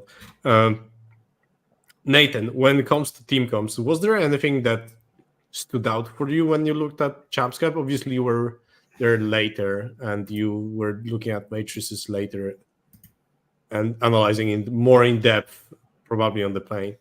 So was there anything that stood out to you or anything that you really liked, for example, in our team comp or any other team comp that you faced? So looking at the general, I kind of looked at maybe more of the top teams rather than the general field. Obviously, the meta was a lot more diverse over there. Certain armies that we necessarily don't see in... It's maybe not the same as in UK as the rest of Europe because we still see certain armies that maybe you guys don't. Because you play WTC, we play UK GT, terrain. There's more Tau. Hypercrypt is more popular over there. I think it was, other than like Marines as a general, Necrons were one of the highest factions. Your team in particular, it was a mix of Jesus, look at those names, and Jesus, look at what they're taking. It was very much every list is just a problem. And if you even tweaked your list to be able to, say, play Sisters, it was then, and now here's 3 indirect as well. Like, your lists were quite extreme, yet still, like, if you had to identify, like, probably 8 of the top meta armies right now, you ticked most of the boxes. And then you had the obvious roles of that Nid list is pretty good at all coming, that Votan list is just difficult to deal with. So, yeah. Turns out, if you take I think, as you've discussed, Typhus, we had a very nice mix of anchors and pushers. And I think this is the biggest difference between our WTC team comp and what we brought to the Champs Cup. Where in WTC, as the boys they have discussed, by the way, and after our debrief, it came down to basically the lack of pushers. So when someone when the Wolves didn't deliver in some of our games, suddenly it all came crumbling down because we didn't have the second army say the cursed, right? I think this event also was another layer of development and understanding how the meta developed, because I think I'm talking about Triple Exorcist, but I think this is a perfect example of learning how the pairings went at WTC and how often sisters ended up in 10-10 matchups where they couldn't push. And this was one of those cases when I was doing pairings at WTC. Wyson played T-Sons twice, and I realized this is something that pushes that matchup better. And whatnot. And we had few of those things happening within our team that we realized that this is an improvement in terms of how the pairings actually unfold when you do them. And this came with practice in the given format and Pariah, and understanding better how to deal with Pariah and how to make sure that secret missions are not as big of a problem as it was at WTC for our team. Yeah. Sure. I'd also say, just very quickly, it is very much now the time of faction specialist. Oh, yeah. More than ever. Like you said, you picked armies, some armies necessarily for comfort, but most of your team you look at and go, they're all really good with those factions, which means more than taking necessarily meta armies. Sure. Most of them. No. You and Francois were playing something new. That is true. Yeah. It was specifically my own fault, but still wasn't too bad. All right. If we are ready to move on to the questions, I'm going to be actually dashing because I am dying and I will be waking up very tired. We'll do with the question. Cool. Thank you for the episode, guys. Have the rest of the episode, and see you guys at the next one. Goodbye, everybody. Yeah. See you, Pumba. Bye. So before we go into Discord questions, I'll grab the first one of the YouTube super chats. And that's from Bonzi Kitty Gaming, who had a few questions on our chat about how did demons do overall, and a combination of, do you think effect is required in top level play? So I think this is a moment for you, Nathan, because you had a lot of thoughts about demons at this event at Champs Cup, and we even had the conversations how doomed you felt when you faced one Rhino with Feel No Pain, right? Oh, yeah, it was horrific. When I played Liam and I drew a card where kill think something on an objective, and the only easy kill was maybe a Rhino, and you've got almost 600 points of Fate Weaver and Lord of Change, and you're like, you just Feel No Pain 4-ups against psychic weapons, and I couldn't kill a Rhino. So fun. About demons, how do you feel about demons after your games, and also maybe after LGT, seeing how Mani did well? There was that full Nurgle list. Obviously, singles-hand teams are completely different beasts, but how do you feel about them, and how do you feel about the Fate Weaver in those lists? So I will caveat LGT with a bit of an asterisk. When you have close to 850 players, it becomes a little bit more who you play than what you're playing with, a little bit. So I will say that a little bit. But Demons ultimately did very well at LGT. Manny made top 8, having beaten Vic along the way and did well in all his games. He took a lot more damage and board pressure, which is quite important. Pocock, good friend of mine, came 11th with all Nurgle Demons. Was gutted he lost on stream to Liam because he felt like had he prepped a little bit better for that, he could have done better. To answer the Fate Weaver, the problem is Vector's useful. Vector's very useful. The problem is it's kind of on Fate Weaver, who isn't that great for his points. The Lords of Change is just a little too squishy. it's effectively 20 wounds with a 4+ save and T10. That's not difficult for people to kill these days. So you then feel like you have to buy Be'lakor to then keep him vaguely safe, which is another tax on top of that. So it becomes one of those, to get a Vect for a guy whose shooting doesn't really do enough to justify his points, doesn't really hit in combat, hits on falls. It's terrible. Like, I had to kill a devilfish against Andrew Gogno, and I literally shot it and charged it, and I think it still had half its wounds left. So it's just, D3 damage is just terrible. Yeah. If it was flat 3, yeah, I could see it. But no, unfortunately, it's just slightly too many points to have it. And the Vect abilities predominantly are in the combat off, so it would maybe have a place if you're taking a very combat-orientated team list, which is most of them, to be honest. So yeah, that's kind of where I'd see Feyweaver. Okay, and then on thoughts on auto-included demon unit. So I don't understand this question. I'm not 100% sure. Sorry, Bonzi. I do not know what you meant by this. Anyway, let's go to the show questions, which we do not have many. But before I get to the questions, just so you know, if anyone is watching, if you become a Patreon of ours, you will get access to our Discord, where you can ask any of those questions before every show, and we will answer them, unless they are very stupid and we do not feel like answering them, because sometimes we also get those. So yeah, if you guys feel like supporting us, go to Patreon. We also have other shows on the network. And if you look at statcheck.com, you can look at all our data.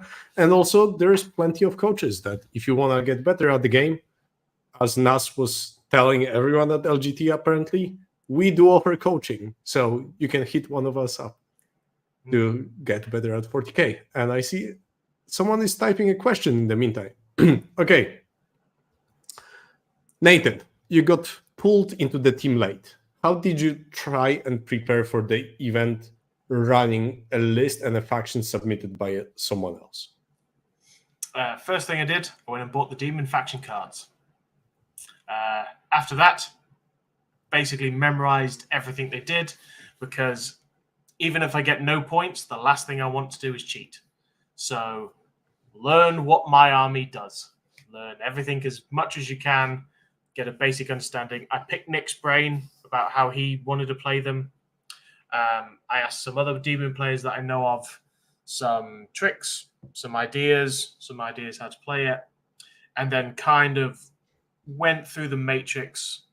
From Nick had already done the Matrix, and then maybe I went through it a little bit my eyes because I am somewhat pessimistic, let's just say. So yeah, it's difficult when you jump onto a faction, and it's difficult a little bit when you jump onto somebody's list for a faction. But those are the tools you're given. Just got a last minute.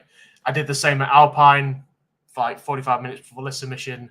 I was on Tyranids, and then I was on Grey Knights, and it was Manny's list, Manny's army. So kind of the same thing. I've done 10 years of WTC of just swapping last minute. So I'm kind of used to it. Just usually it goes a little bit better than this. What I do when I go for such events that I'm told to sub in for a player, I sit down with the book and try to write down a first summary of every single unit and all of the stratagems to have it written down, because if I write it down, I assimilate the data better and I actually feel like I've understood what I was reading instead of just reading. Sometimes it just goes through my head, as I am a Zoomer brain and there's no Subway Surfers in the background. I cannot just control it. So if there's a piece of paper, then I do a first run through it, and then I will do like second and third, and then try finding combinations within that, and then realize what combos there are. And we've even done that when we went for Age of Sigmar, the Polish Team Championship, as a team of guys who... It was our first game in Age of Sigmar at the Team Championship. But we wrote down everything to also make sure we do not cheat. And I had my notes, and I was asking my opponent, does this look correct according to rulebook? Because I don't know. Yeah. But it is a good way of just writing everything down. How you did at uni or whenever you were learning, right? This is just the same thing. You need to get the information through, and noting it down, at least for me, is the best way to make sure I actually get the data into. Yeah, unfortunately, that's not how my university experience went.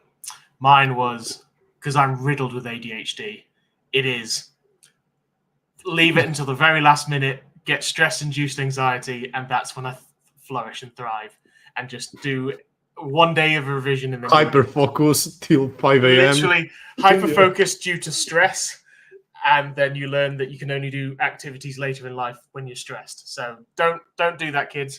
But unfortunately, that's how my brain functioned at the time. But the other thing I also did was something you can do is if you don't really have a lot of reps on something, you can do like try and figure out basic maths for what your stuff does. Because the last thing you want to do is, I'll charge that because that should kill that. And you're like, actually, that doesn't do that at all. It is a very good point. I have spreadsheets with damage. Like I will just populate it with my units, and I have average damage and variance into every popular target profile. Yeah, like so I know how to optimize. T10, 10 wounds, 3+ save, pretty standard. Marines kind of profile, pretty standard. AOC as a common thing. Roughly, what does your stuff do? So I know what my bloodletters can charge. I know what my bloodthirster can charge. I know what my Lords of Change and Fate Weaver can vaguely shoot. But the D3 becomes the difficult part of working out what they can really do. They underroll or they overroll. So Okay, for the team, what preconceived notions heading into the event were true and others false? Oh boy, this is a loaded question. I don't even know if I fully understand it. Like, what preconceived notions? I had one, which was confirmed. Americans play fast. That was confirmed to me. They do. Faster than we normally do in the UK. Only game I played on clock was against Gonyo, and other games I felt like, you know what? I'm in the US. I like playing on clock for what it's worth, but I felt with 30 minutes more and me playing army that's just monkey brained. Yeah, I figured that I'd rather have some time to actually get to know my opponent and have some social interactions, which clocks kind of takes away. But I don't think there were many preconceived notions. There was one that was false for me, and Texans will probably kill me. I don't know, like the barbecue was not that great, man. How dare you? Ours was fantastic. I ate at 2 places and both were mid. Like, it was okay. Like, sure, I can eat it, but I've eaten better. So, other preconceived notions. Texas is actually bigger than everything else. Like you have to Uber ages for everything because you're like, oh, we'll just go to that restaurant. It's 30 minutes away drive. You're like, oh, okay, cool. I guess we're doing that then. And you order a basic burger and you're like, here's a plate bigger than your head. And the burger is the size of, it's interesting. It's nice, but it's interesting. And some of the drinks I was chosen to give, not even like alcoholic, like something called Big Red, which I was told to drink by some of the American members of my team, tasted like the most illegal thing in Europe possible. I didn't know what the color red tasted like. I can't tell you what fruit it tasted like. It tasted like red. I know what a color tastes like now, basically. So that was interesting. Then next question. Champs Cup seemed like a really awesome experience. Do you think that the increased appetite for teams events will keep spreading? And I'll answer this one first. I think it very much will. When I was talking to other teams, when they were talking after the event, I listened to some podcasts or read some Discords. I think everyone felt like they just got exposed to the 8-mans and understood why some of those people who were privileged enough to attend those 4 8-man events a year, because there weren't many, how great those was. those were. And I think it will be spreading more. There will be more team events happening. There's the logistical point of playing 8-mans. That's always a problem. How can you get 80 people into one place? And I think that's why you had so many subs happening in many teams. But at the same time, there's nothing better than playing such wide variety of armies as well. Because in a very healthy meta like this, it was a very good event to also publicize and advertise 8-mans. If the meta was quite bad, centered around 4 armies, it wouldn't have been as much fun. So, Sure, yeah. But I think it will get better. Anything to add, Nathan? Yeah, like 5-man events are growing exponentially in this country. Zach runs the ITTs. They sell out in hours now. I wouldn't be surprised if in the next couple of years he also does 1 or 2 8-man events a year. Like you say, though, they're a little bit more difficult. They're the best version of teams because you get outside of the 5 extreme armies, and it makes you take some of the more fringe armies, which actually develops we talked about earlier, team comps matter more in 8 than 5. But yeah, it's sometimes more difficult when you have dropouts. You let even more people down, that kind of scenario. But yeah, 8-mans, I really hope they do start growing everywhere exponentially because it is the best version of 40k. Come on, just right now, we are going to Pyra in 2 weeks. Then there's 2 Euro Trash happening, another Pyra just before WTC. So I think we are looking at least 4 8-mans that are accessible. And I think that's great. And it's obviously Europe, so not US. I don't know how it will look in US, but there's the Champs Cup happening next year, probably way more players. There are some of those team events happening at different DreamHacks. So we'll see how it will develop. But I'm really looking forward to it because I think this is the best way to play 40k. Because you just go there with your lads and enjoy time with your friends. And also play 40k at more chill approach where even if you lose, that's okay because you are sometimes meant to lose. So every game matters. With WTC not accessible for most players, would you like to see a sort of team circuit emerge with maybe seasonal tournaments across North America and Europe? Nathan? Yeah. Anything that promotes more teams. Because, WTC, how do I put it? It's very difficult to get onto WTC teams. Yeah. You have to know the people. You have to perform at the highest level. It is, I still think, the pinnacle of 8-man teams. I think it will be for a very long time. Can't see anything coming in the future that can displace it.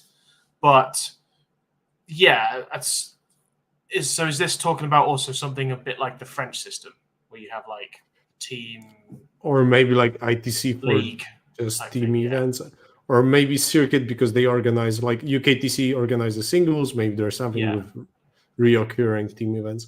I don't know. That would be cool, but I think it's happening naturally. Yes, with different organizers. Like Pyra is happening a few times a year now, 3 or even 4 times. Nice. There's the Dutch event that's happening 3 times a year. So there's all of that, and I think there's one great thing about accessibility, which I had a thought about and I really liked about Champs Cup, and that's that they actually had FLG and GW boards because the US crowd mostly doesn't play WTC. No. So they only had to process 3 new boards instead of a whole set of 8. So if you were already attending some GW events, some FLG events, you had basic understanding of how it will work. So learning only 3 boards isn't as hard as learning 8 and how all of them work together.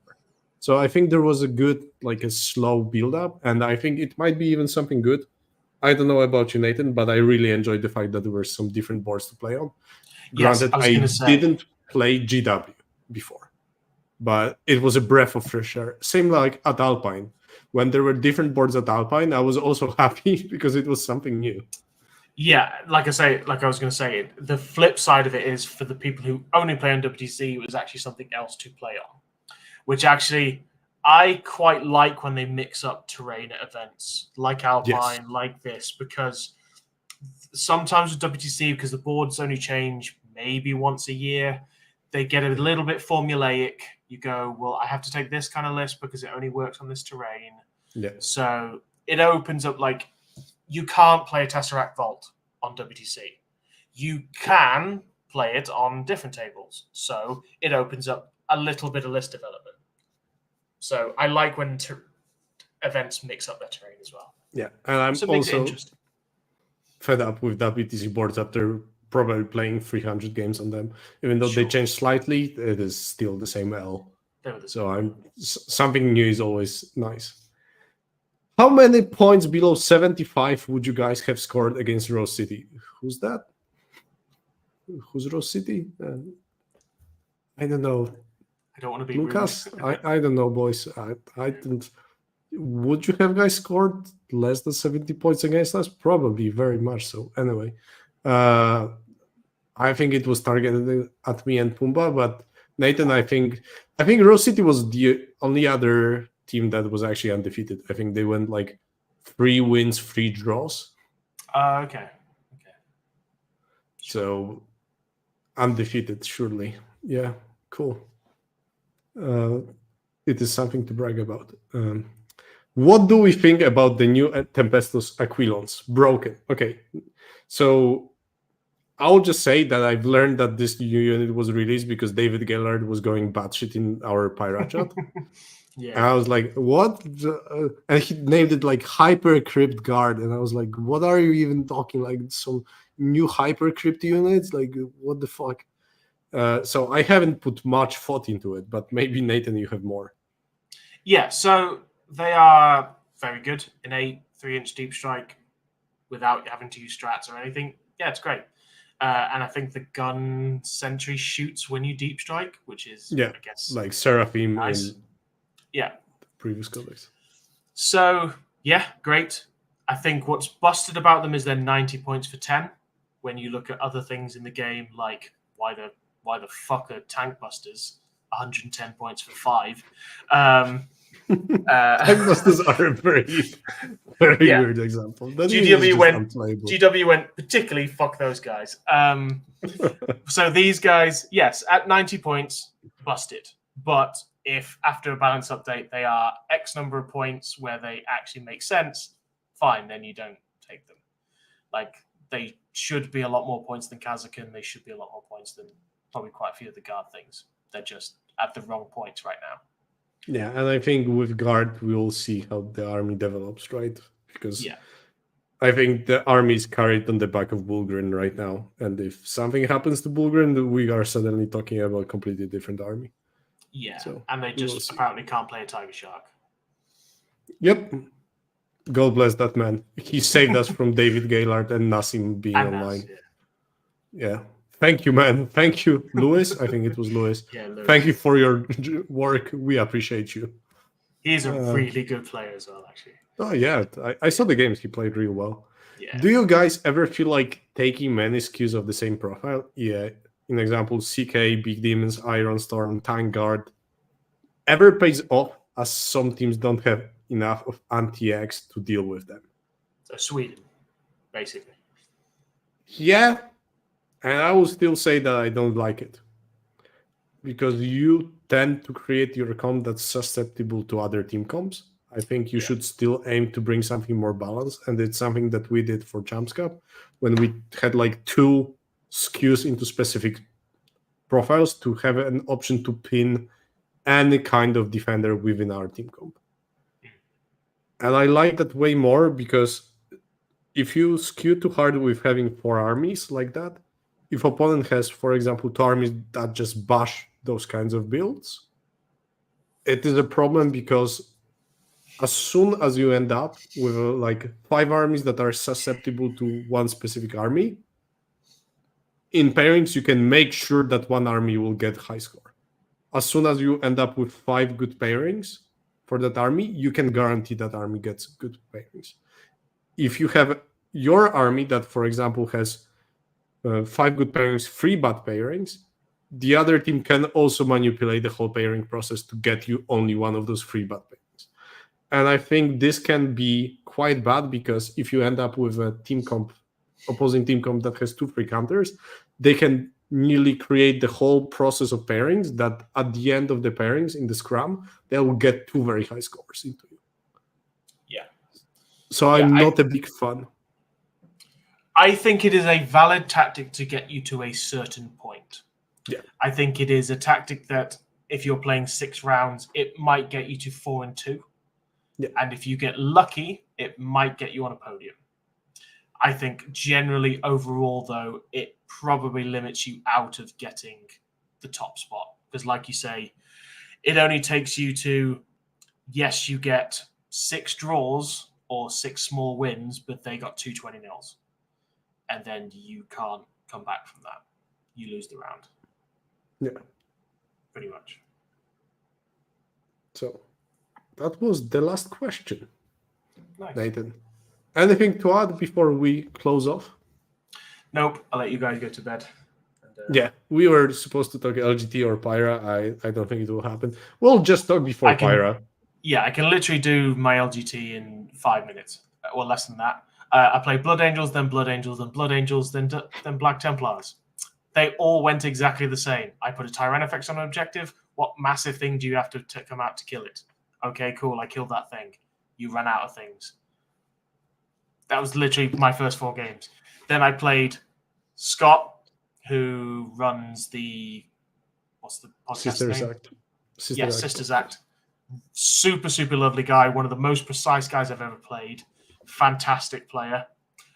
Super hard counter for my list. My idea was if I can just avoid Sisters, I might go 5-0.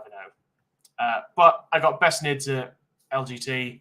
I won best nids for the UK scene for a year, and I think I'm up to 2nd for ITC for nids.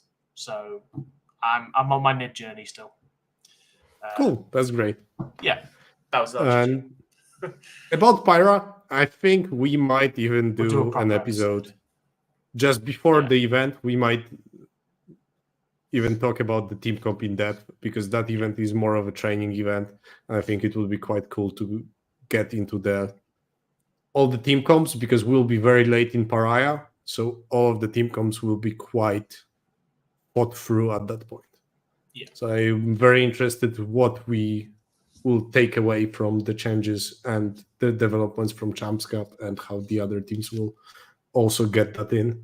Because I think even our team didn't take all the best armies. We didn't take, for example, Guard. So we still had some space to improve our team comp. So yeah, with that in mind, thank you all for chiming in, listening in. If you want to shoot us more questions for next episode, remember that we have the Patreon Discord. And see you in the next one. Goodbye all.